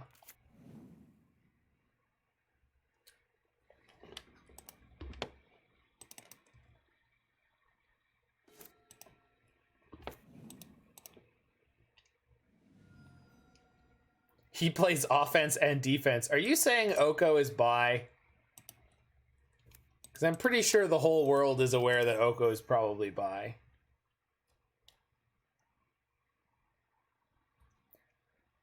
I'm not saying anything about its sexuality. I'm just saying the man plays offense and he plays defense. You know, he goes in and he goes out. I'm just saying he's a tender, caring lover of offense and defense. He loves the game.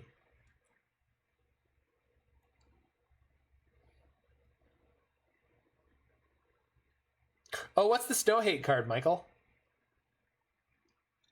It's very uninteresting. Weak. Is it better than Fraley's Radiance? Also, is it more pronounceable for the average human being than Fraley's Radiance?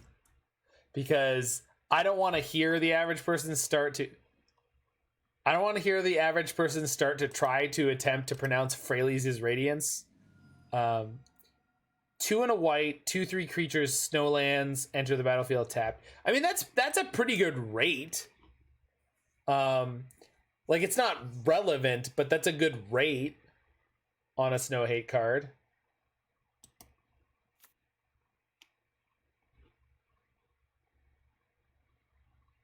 And non-creature spells CMC 4+ cost 2 more to cast. That's a good non-Snow Hate. All I want to say is that I adore the Faithless Brewing podcast for a lot of reasons. And somehow one of the highest ones is their ability to correctly pronounce Bolas's Citadel. Because the number of podcasts I heard horribly butchering Bolas's Citadel when Bolas's Citadel was finally sort of rising to some level of competitive success was... I did not appreciate it. I did not. Bolas is Citadel. Not hard. It's not hard. They would just call it Bolas Citadel. So they played their Bolas Citadel. Bolas Citadel has been upticking hard really, really heavily, you know? I think Bolas Citadel is a good card. No, Bolas's Citadel. Bolas's Citadel. It is the Citadel that Bolas owns. Pyroblast. A little brutal. Don't know why I wasn't expecting it. They had the Volk in play. Should probably pay more attention to my match here against Mill. Still, 0 for 1 is kind of valuable, I guess.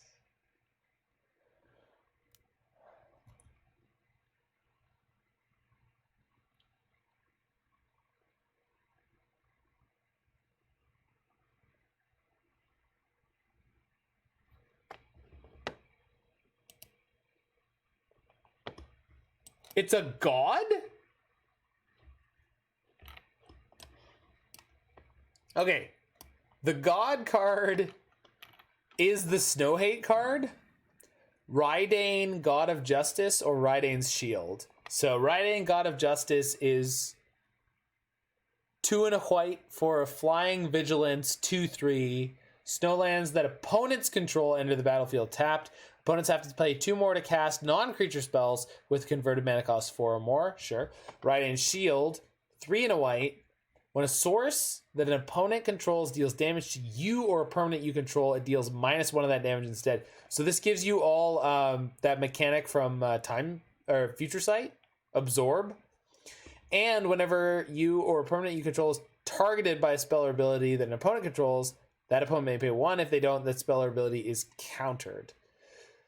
So that's a tax of 1, essentially. Wild. Okay, this is their second cantrip of the turn, so I'm going to blast it. Because I have 2 blasts. Pew. Second cantrip of the turn, and it's a Brainstorm, and they have 3 fetch lands, and they daze me. That's fine. So, whatever they play this turn, I wasn't going to be able to counter it anyway. I like how the co-hosts of Faithless Brewing pronounce Bolas's Citadel in different ways. Are there 3 different pronunciations? Because there's Bolas's Citadel, Bolas Citadel, and then what?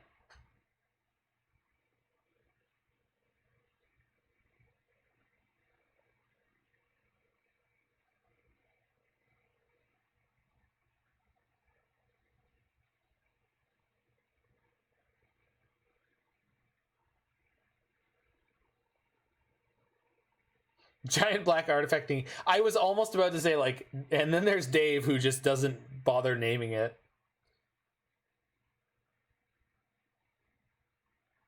Yeah, I know Dan pronounces it that way, because Dan is the man.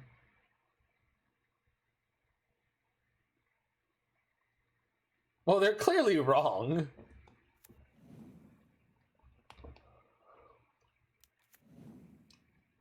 Whew, 3 fetch lands in play? Yikes.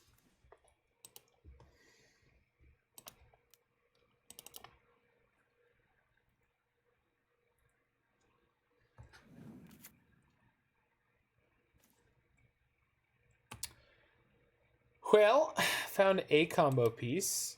We lost 1 Hullbreacher already. Oi, oi, oi! So we still have 2 Narsets and a Hullbreacher. I pronounce it Kebertzella. Quality reference. Quality reference.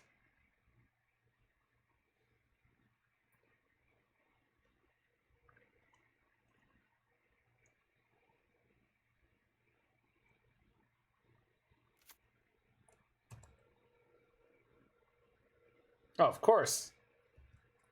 Big fan of the classic Family Guy. I feel that we are about to have our Uros Surgical. Not gonna lie.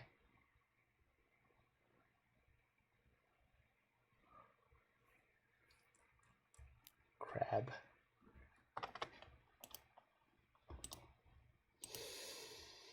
So that represents 6 mil at the moment, but possibly 9 or 12. All right. All right. What if we did? No. That's a bad mill player. Bad.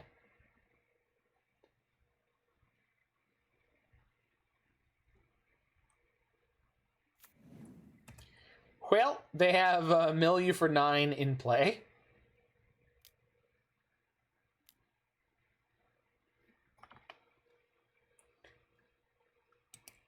And they mill me for 10.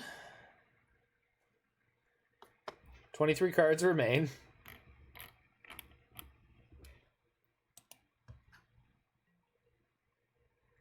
However, this shuffles my graveyard in, so if we can resolve Days Undoing, we're in great shape. I should have Ice-Fanged first. I meant to, and then I just derped. It's fine.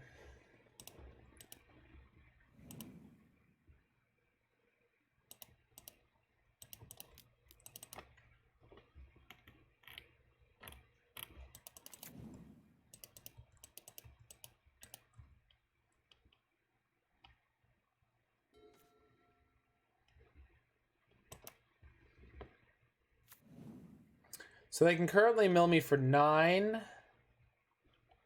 If they have the 1 card in hand, they could be 10. And then... So I'm going to play an Uro now, and while it is risky, I don't know, I'm going to do it.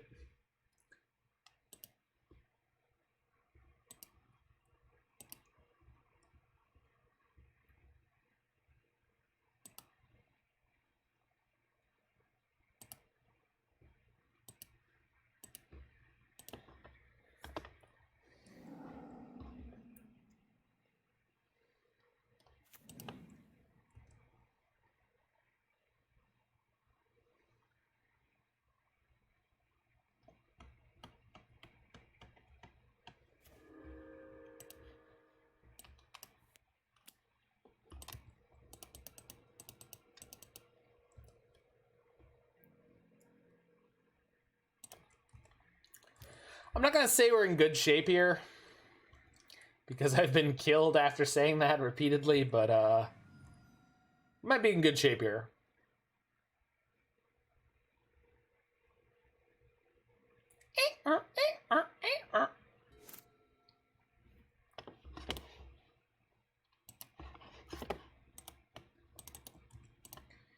Crab. Very well. They have 1 card left.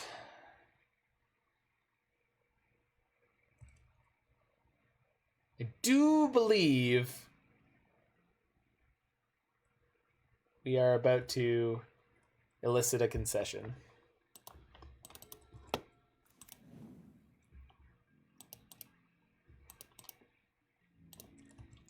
Burrow. Woo! That's a good one. That's a good one.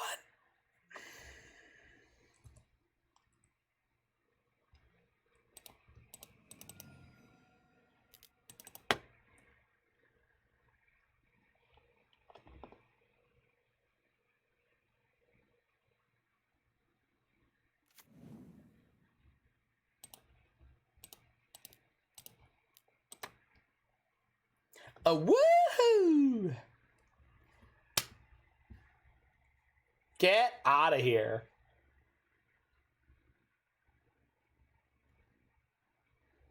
Come on now, opponent. Don't concede. Each player shuffles their hand and graveyard into their library. I mean, I'm clearly not going to deck you. You should stay in this game.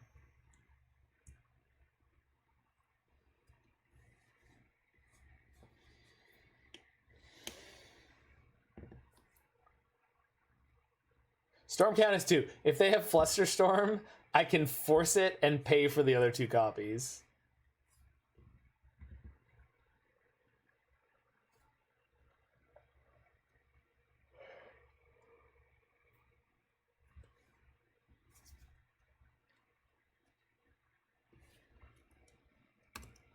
They floated the mana. The turn ends, opponent. The turn ends. That's not how this works.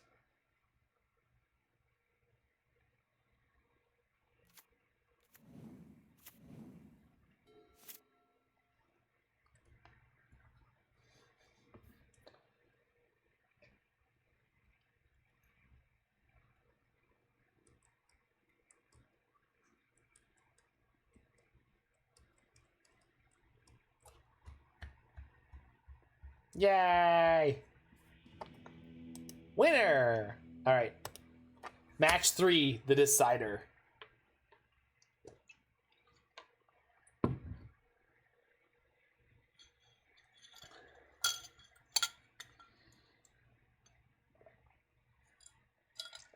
then it's time for some hot vintage action. How was my day, Michael? Pretty good. Got up, made myself a little breakfast. Had a lovely sandwich with a fried egg and some turkey bacon and... Well, it wasn't turkey bacon. It was low-fat pork bacon. And some special sauce on a... what do you call it? English muffin. And drove my grandmother out to the store to get some salmon. Came back, worked out, played a little bit of piano, a little bit of guitar, made sure my vintage videos and my legacy videos are going to go up as scheduled over the rest of the week. And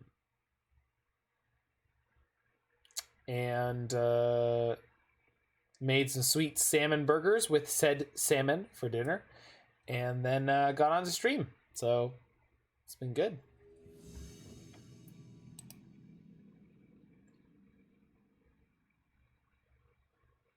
So how was your day, Michael? Did you pox any people? How does one make a salmon burger? Well, I'll tell you. You take some cilantro, some salmon, and a few other ingredients. I can get the recipe for you. It is delicious. Basically, you like lightly chop salmon into tiny bits, and then throw it in a food processor. Or so you use the food processor to blend the salmon with some cilantro and a couple other ingredients. It's more like a patty. Did you grind the salmon or just fry it? So we chopped it into a paste, pressed it into patties, and then I cooked it on a frying pan with a bit of butter. So it is very crumbly. All right, so I'm gonna force this. I think I'm pitching Force of Will here.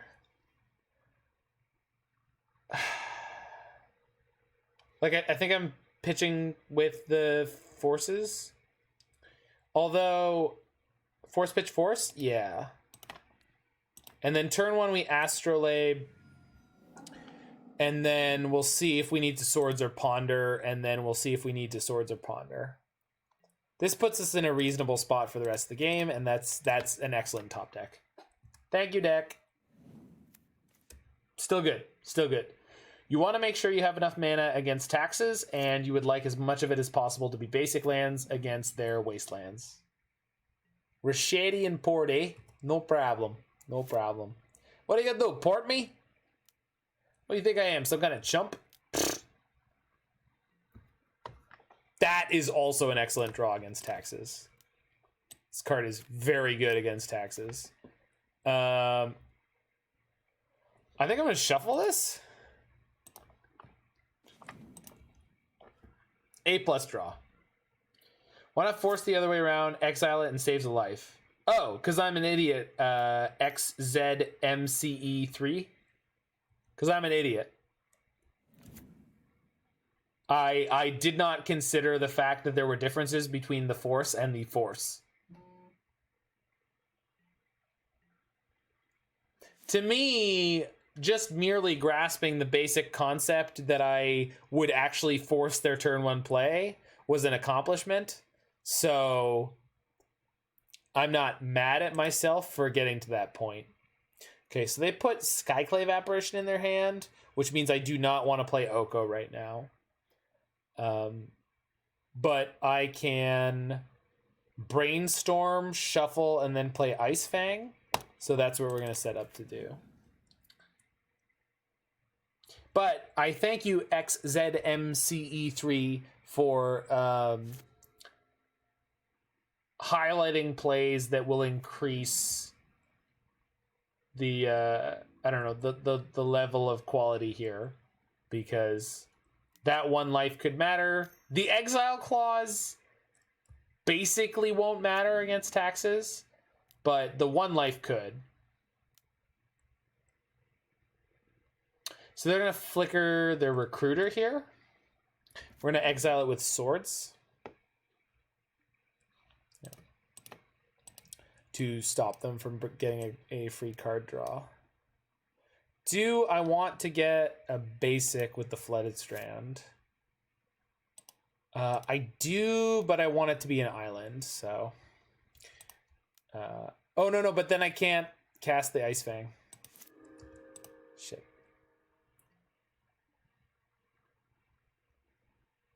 Yeah, I needed to fetch before and use the island, or... Yeah. Alright. Well, they haven't showed us a wasteland yet, so... No, let's just Brainstorm.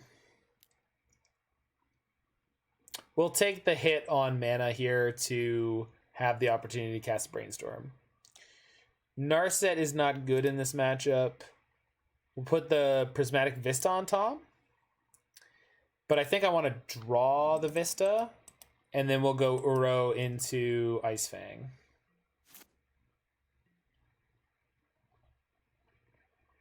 So we'll use this to get the planes. Ice-Fang can trade for the Flicker Wisp. Yeah, that is the goal.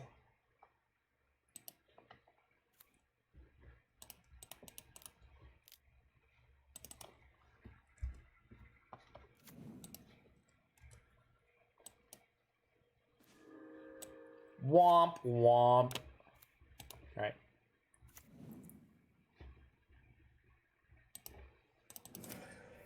You think they will attack or be a coward? I think they'll attack. I think it's fairly likely they'll attack.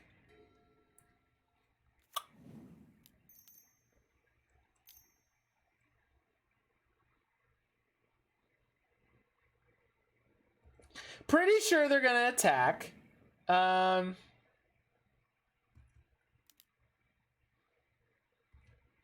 Yeah, I wasn't ready for that. At least it doesn't untap all their lands.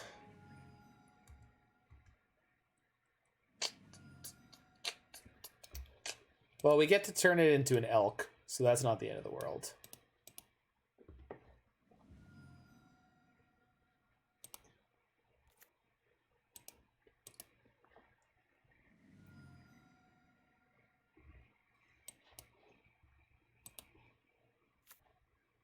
Sort of spicy and icy. I would also appreciate sort of spice and ice. But yeah, spicy and icy is a quality name for it.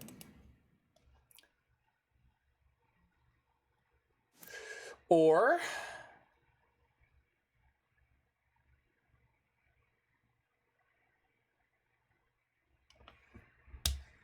so I know they have Skyclave in their hand, which means I don't want to play my Uro out.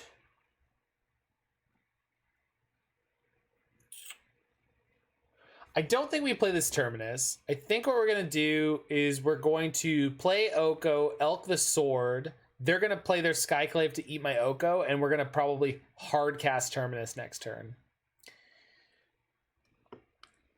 Yeah. That's my plan.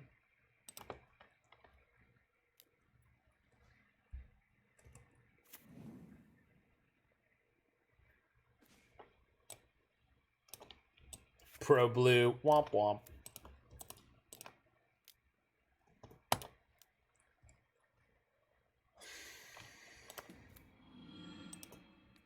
Hey you're an elk. What are you gonna do about it? Hey, I'm a freaking elk. Bounce the sword, make him cast it again. I'd really rather not. They'll draw a free card. Don't like that one, Brian. Not a fan.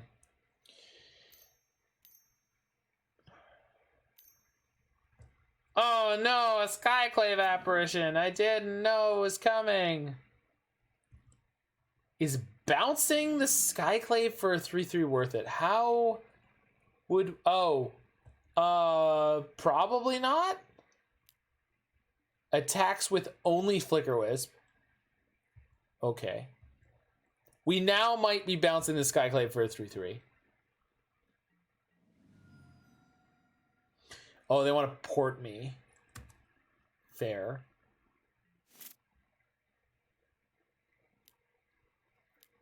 Why didn't I block? Because I didn't know why they attacked with only one of their creatures. Okay, so this is a dead fetch, which is frustrating. Teferi doesn't cast instant speed Terminus when I need to cast the Terminus.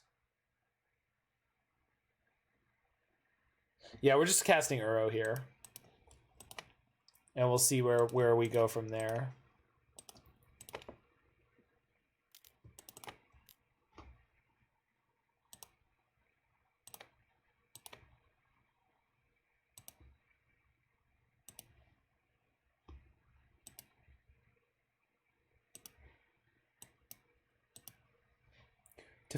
Teferi bounce Aether Vial isn't the worst. No, it's not. What is this? Wow! Not playing 60 cards. My opponent has Spirit of the Labyrinth in the main deck. Brutal. I mean, it's not that bad, but holy crap. That is, unexpected.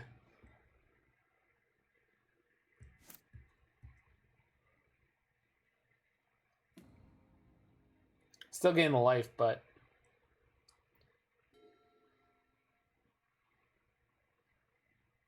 Spirit of the Labyrinth.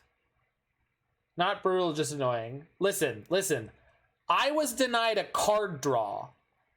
I didn't get to draw a card that I paid to draw. I don't think you understand what happened here. I'm in pain. Physical pain. Terminus is looking pretty decent. I mean, if I can cast it. I don't draw on any of my decks. Then you don't know what you're missing.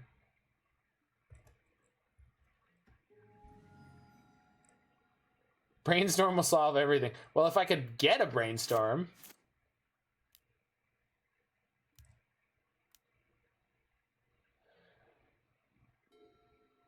No, Brainstorm can't solve anything.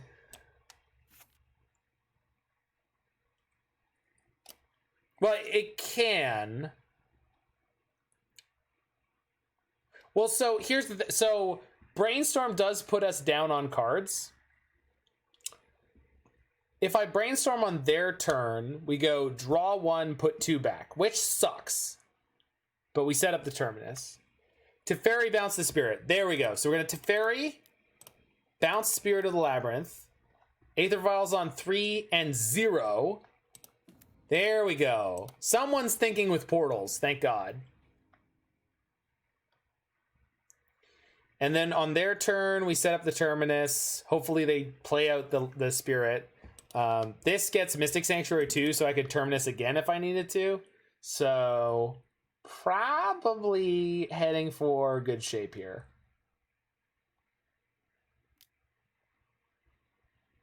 Unless we die. 1, 2, 3, 4, 5, 6, 7, 8, 9. They have lethal on the battlefield. Hold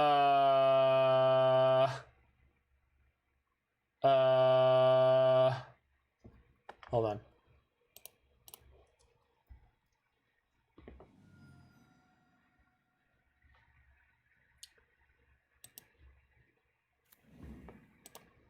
We're not dying to monkeys.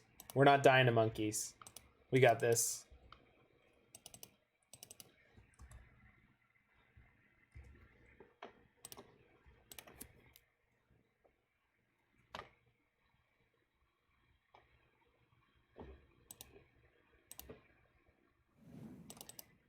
Okay. Results.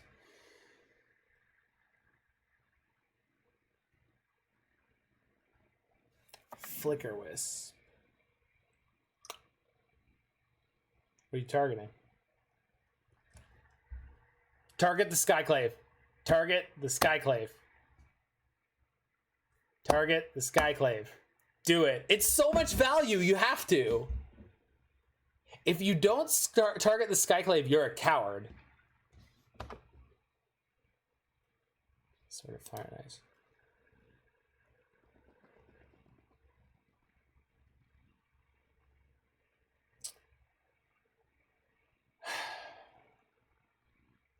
So if they equip that to either Flicker Wisp, I just die.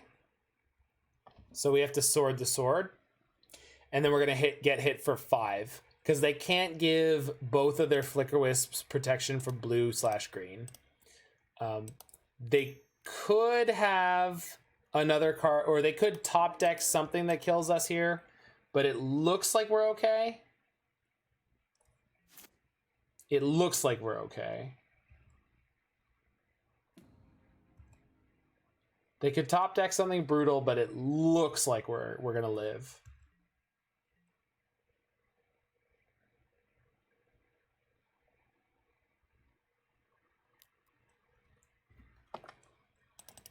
So we're gonna block one of the creatures that means we block the most damage. Yeah, that's fine. Oh no, they sure got me. I'll never win now. Sure.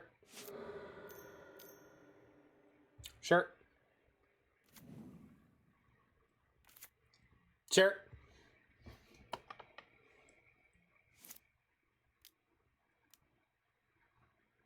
It's during my upkeep. Sure. Draw step. Yeah.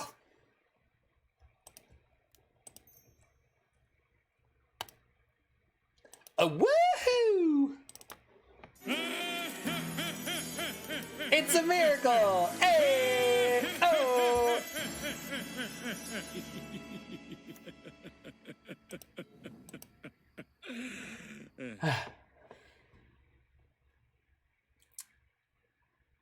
So, play Strand. I would like to gain 3 and draw a card.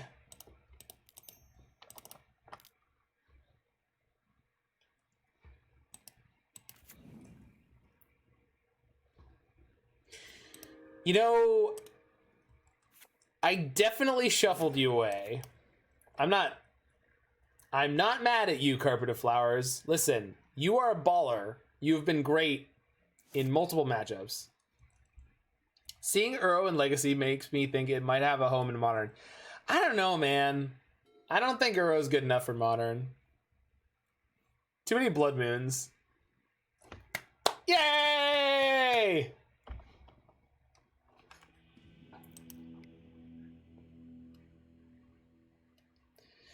We should have shuffled that away, but it doesn't matter. What? What? Did I shuffle it away? Did I not shuffle it away?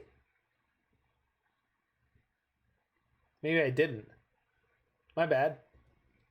We knew about the carpet and we didn't shuffle it away. Oh, for some reason I swear I shuffled away somewhere. I think it was when they wastelanded me.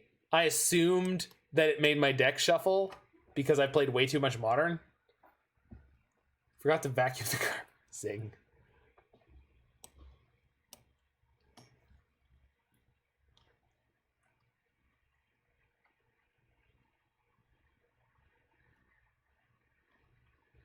Flusterstorm seems bad, and to get one Force of Negation, I guess I'll leave one. I guess I could swap one for Wilt. I feel like generally speaking, I should probably be playing both Wilts because they're likely to have Rest in Peace in the sideboard. Cutting off my graveyard is not deadly, but it's frustrating.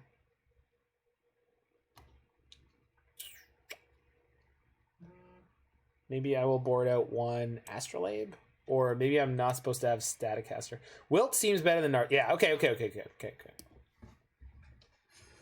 Or maybe we board out a Days Undoing.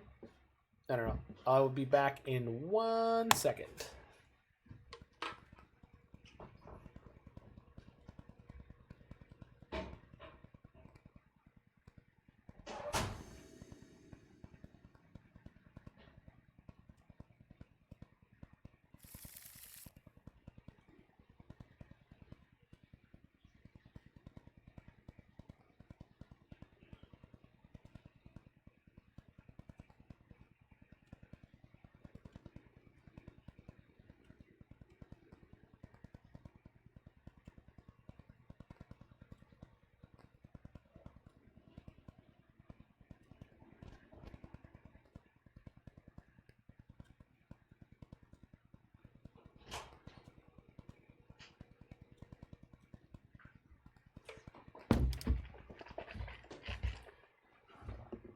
Huh. Usually cut forces in the D&T matchup. I mean, yeah, that's fair, but non-creature spells in general are bad here. So I don't feel bad about the cuts I made, Michael. You definitely want to cut your Force of Negations. Force of Will is not terrible. It's definitely not good, but it's not terrible because they might bring in Cataclysm, and you kind of need to dodge that.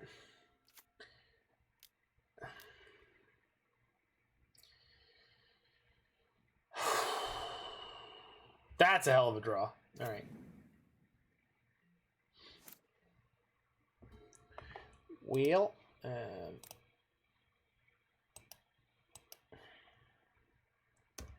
Might be up a river from turn 2. Right. Which is a different deck than this, but are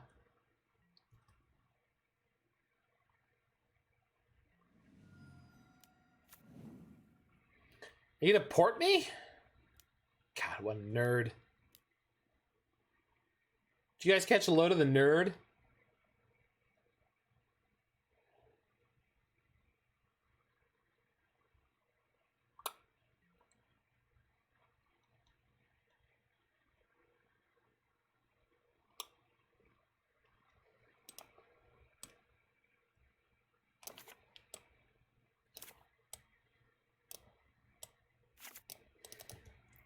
Who likes mutually assured destruction?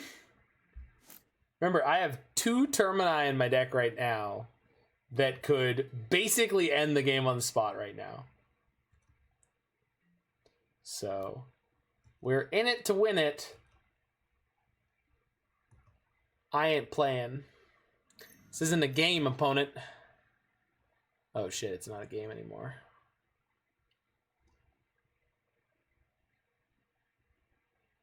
So, if they equip that to their spirit... No, this is not that bad, Mike. Because my creature that's a flash threat and my removal spell that I don't... Oh, I thought I had a Swords to Plowshares. I don't know why. I don't know why my brain said I have a Swords to Plowshares. Bang? Ooh. Well...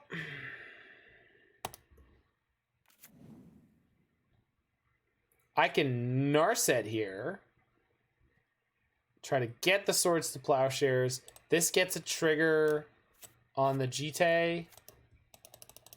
But this might help me find a Terminus, so... Godspeed, little Narset.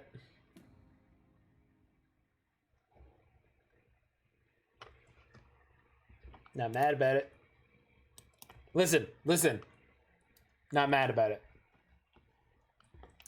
I'm not. I choose not to be mad about it. I can't believe that worked. Have you been here before, Michael?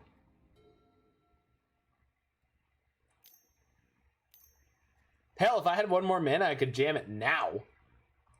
And they have to attack my... Well, they don't have to attack my Narset. I assume they will. Sure. So they get 2 counters on their GT that I largely do not care about.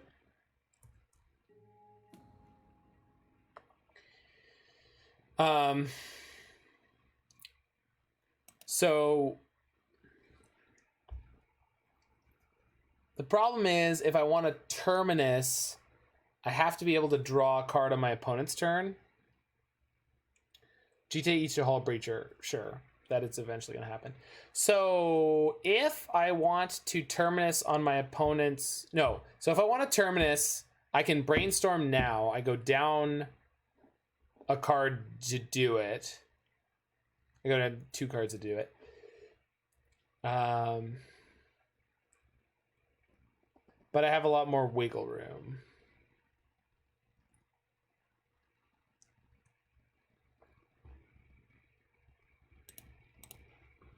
I mean, I'm pretty sure I'm supposed to go for it. Set it up, play it, and then play Uro. And hope that that puts us in a fairly winning position.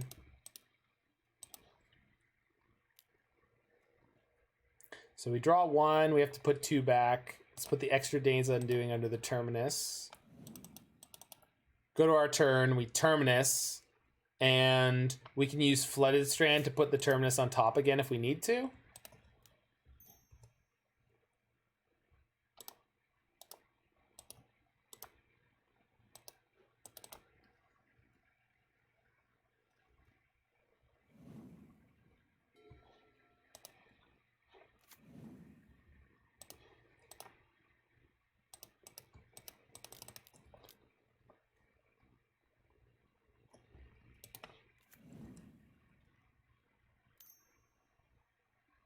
Hell yeah.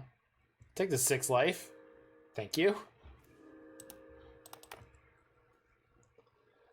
And we're good here.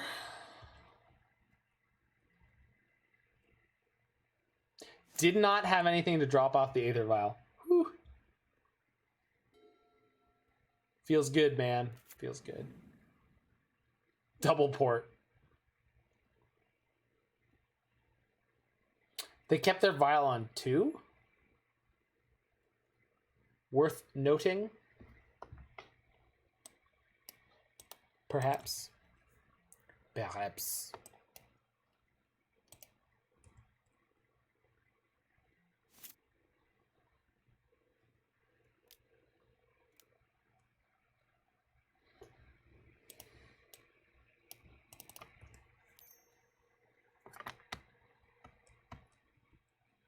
Are they going to port me the second time during my draw step? I'm intrigued. Yes, they are. Hello. That's the right way of doing it. No, that's true, Michael. The reason I asked it is because I've never experienced it before, and I was interested to see if my opponent made what I believe to be the correct play. Not because I was questioning whether or not it was possible. It's clearly possible. Does Wilt eat Aether, Vial, or Jite? I don't know. Almost definitely the Jite. I would say my goal with Wilt is to have them play a creature, have them equip the Jite, and me to wilt it. That is the largest tempo gain by far. Now, that said, if the creature that they drop in for Aether Vial for 2 right now is Thalia, that's going to suck. So, risky play. But, I'm comfortable with it, I guess. Think I'm comfortable with it?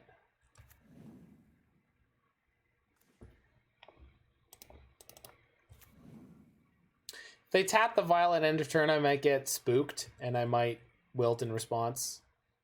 Nope. My plan is stable.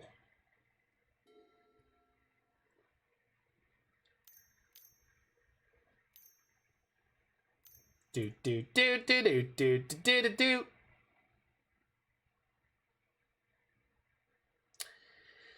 Remember when I mentioned Cataclysm?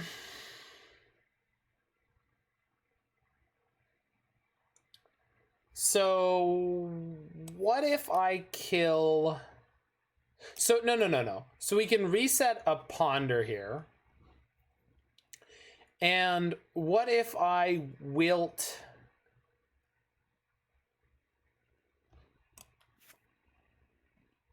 Yeah, we're going to kill the Vial. I'm going to reset my Ponder, and I'm going to kill their Aether Vial.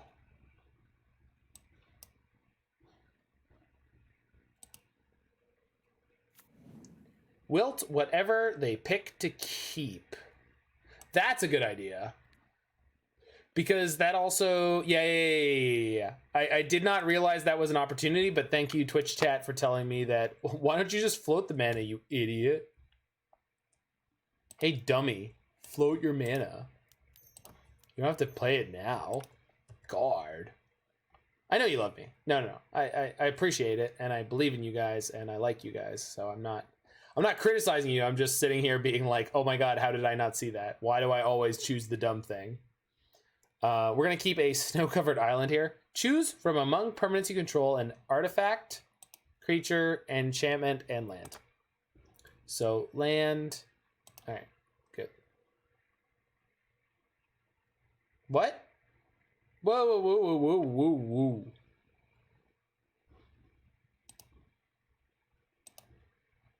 Oh.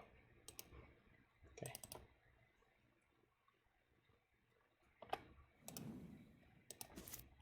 Pew? Heyo! Alright. Now we got a game on our hands. Yes, please. So we're putting Force on top, followed by the land. No. No shuffle. No shuffle, please. 0 shuffles, please. Mom. Mom's okay. Not worried about a 21 turn clock. We get Sneck next turn. It's Build Your Own Scheherazade from Hasbro. Yeah, no. No.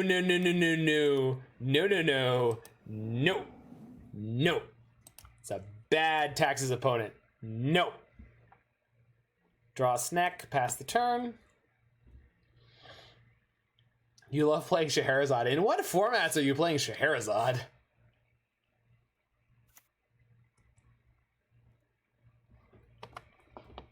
All right, deck. Listen. I need you to listen. We have 1, 2, 3, 4 lands remaining in the deck. I need to draw one of them.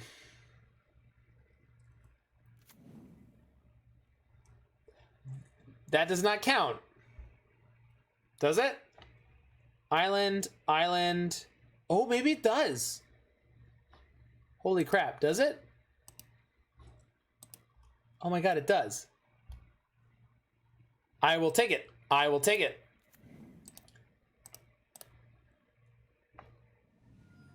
right.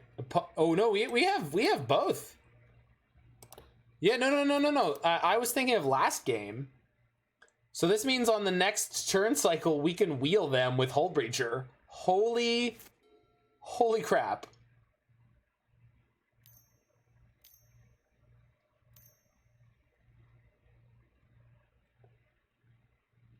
Yeah, that's fine. Because if they want to equip it next turn... Okay.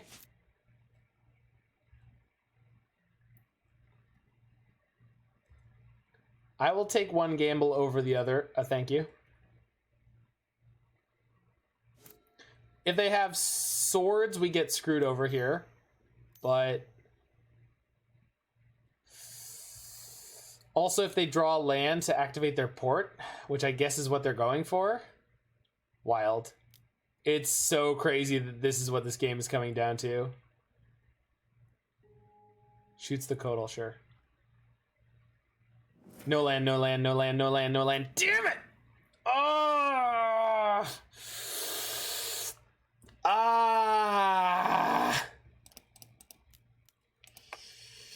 Maybe we'll top deck a land? Or Swords to Plowshares? Come on. There's only a forest? Wait, are there any duels left?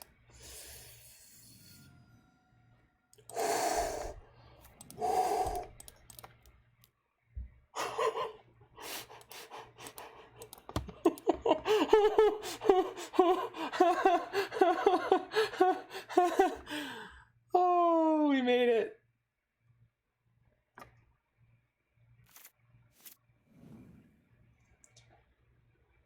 Okay.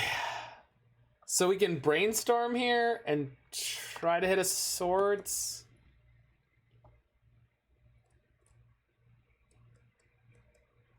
I don't even need to anymore, really, but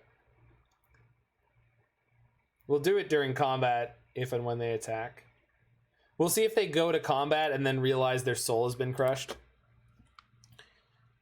Also, with Brainstorm, we can set up for Terminus on the next turn. Sure. Oh. All right. Well, yeah. So they guarantee that they connect here. So that's fine. We're just going to Brainstorm into Terminus on the next turn.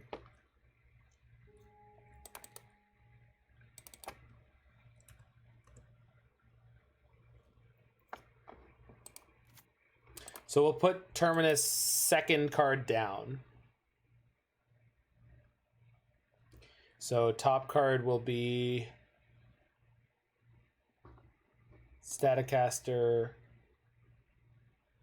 Terminus. No, I can play the Staticaster, shoot the mom, then shoot the mom on untap.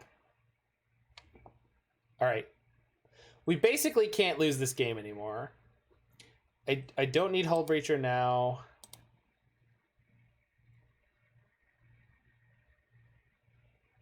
With Terminus Breacher.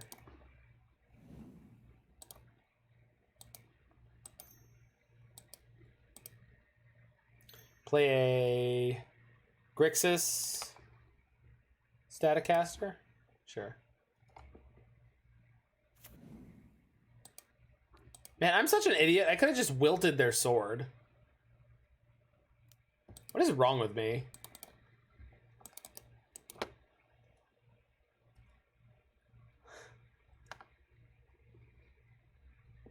Wild.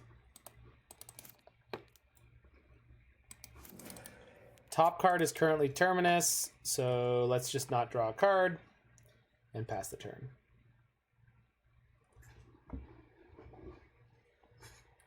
A lot could have happened that looks good for us anyway. Well, sure. I think if the stakes had been higher, like if I'd have been at a lower life total, I want to believe that I would have figured out the line immediately. But I can't guarantee that. Plays Stoneforge.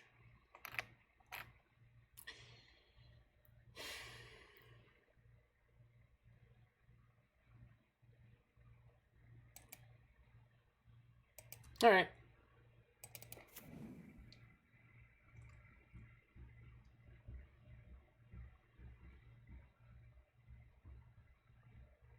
Yeah. Equips the sword.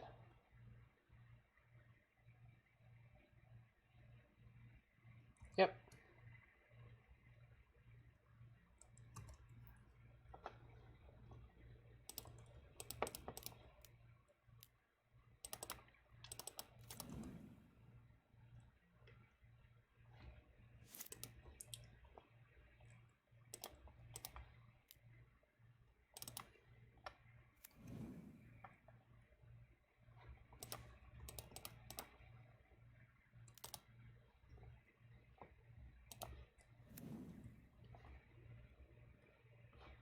Perfect.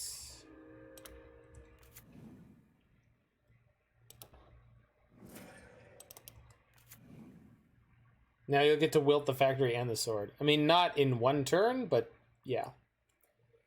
That's the plan. I'm hoping to see them just swing with Stoneforge and we go like, wilt your sword, lol, block you. That appears to be the case.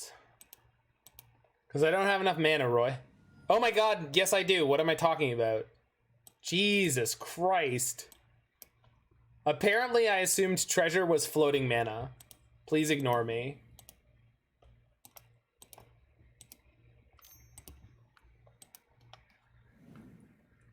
I'm just telling you what happened. I'm not telling you I'm smart. I'm not telling you I'm good at this game, because I'm not. I just keep assuming that I'm dead. Like, you know what I mean? Like, I just keep assuming that I'm going to lose, even though we're in this position. Sure. Last card in their hand is Batterskull. All right, let's go.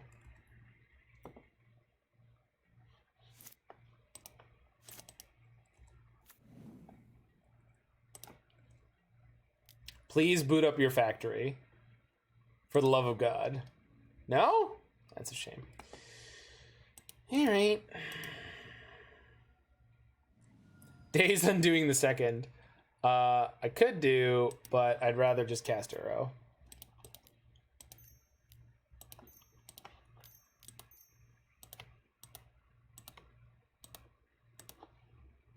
Nice Batterskull.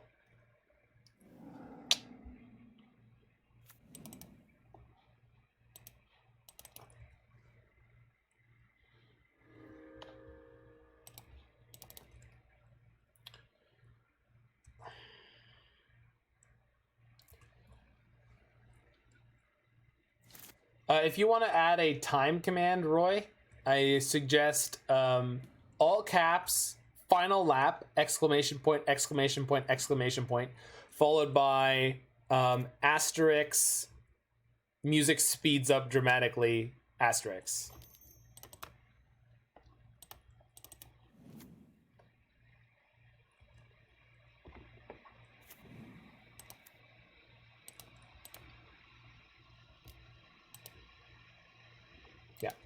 No, I can do it now. Final lap, all caps, exclamation point 3 times, followed by space, asterisk, music speeds up dramatically, asterisk. Asterisk? I'm not sure. Describing what happens when you go into the 3rd lap in Mario Kart.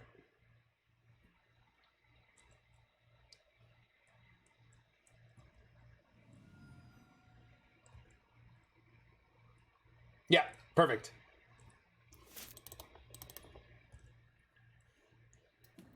So the thing is, my opponent has 0 cards in hand, so I can dictate as I'm playing.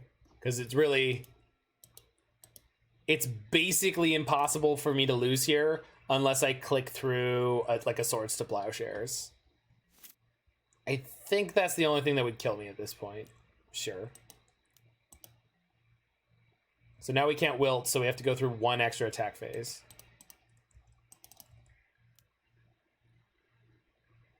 Yep.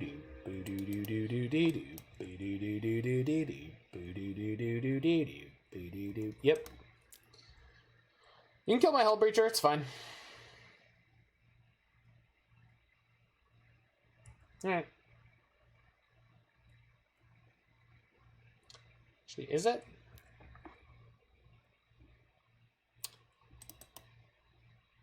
If they have a Skyclave Apparition, they'll remove my Uro. Oh, whatever. Put them to 2. Let's hope they don't draw specifically Skyclave Apparition in the next turn. But if they do, I think we'll still kill them. Okay. And I'm going to try to play as quickly as possible from this point.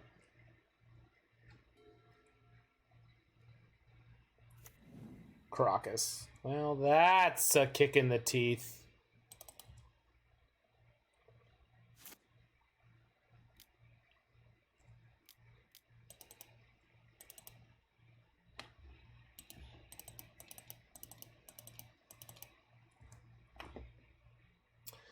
Well, we might lose on time. Was not expecting Caracas. Should have been expecting Caracas. Wasn't expecting it. That's on me. So my first non-3-2 league or better in several days is 100% due to my own sloppiness, which is normal. I would like to find Oko, Thief of Crowns, please.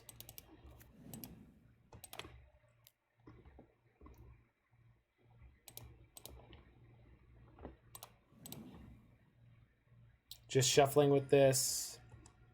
Yep.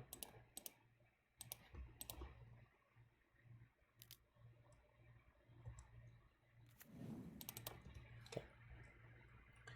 We haven't lost yet. I agree. I agree.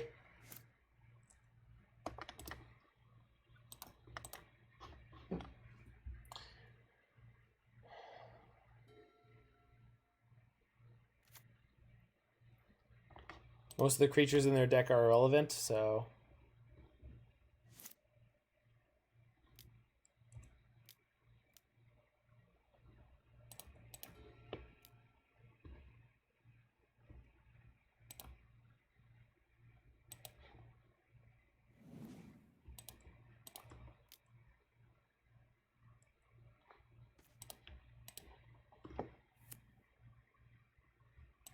Okay, I clicked the second card. I clicked the second card. That's not on me. Come on! Come on! Ah! I tapped the right 3 lands. That is not on me. I'm so sorry. Alright. Alright. Alright. That's a W on paper. Sorry. So I lost that match due to my own sloppiness and my opponent bothering to clock me out. We had the kill there. We knew exactly what we needed to do at the end, and I just didn't manage to do it. It was, yeah, I mean... It's what happens sometimes when you're streaming. Yeah. Well, no, it's a 3-2. So, yeah, deck is good. Little bit tricky to play, as I assumed it would be. Blue mirror matches are very difficult. The taxes matchup is weird and crazy. I think I played through it reasonably well, and if I was playing a little bit tighter with a little bit more practice and not being so cocky / distracted by streaming, we would have been able to close that out no problem.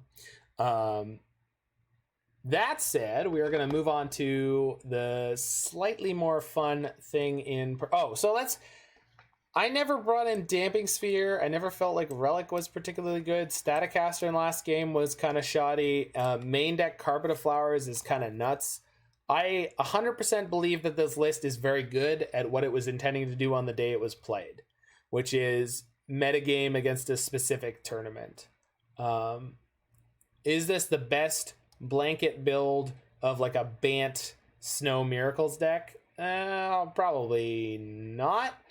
But at the same time, metagaming for specific tournaments is something that you definitely need to do in multiple formats, modern and legacy included right now. So I would assume tuning in regularly to Anurag, Anzidmtg, and other people in the format who are good at consistently top 8ing legacy events is probably the best way to keep yourself apprised of the kind of specific metagaming that is happening that results in a deck like this. So kind of frustrated that I lost that last one, not gonna lie. But you know, those are the breaks when you have a deck that is slow and full of triggers. And I don't know how that last Oko thing did not work out. I definitely clicked exactly the 3 lands that I needed, but they just didn't respond. Anywho, so yeah, we are gonna switch over to all. Meanwhile, we are gonna switch over to the vintage format, playing 4-color Wrenn and 6 Strip Mine Xerox, and we're gonna start trying to qualify for mana traders. We'll see if we have a reasonable speed with which we can find matches. And if you're watching this in the future on the YouTube, you can hit that like button, smash that subscribe button, and check out other videos. And if you want to see the stream in which I am attempting to qualify for mana traders for vintage, you can do that by going over to my Twitch stream, which is at www.twitch.com/manasymbol, CYMBAL, and check that out. See you soon. In the meantime, we're going to listen to this.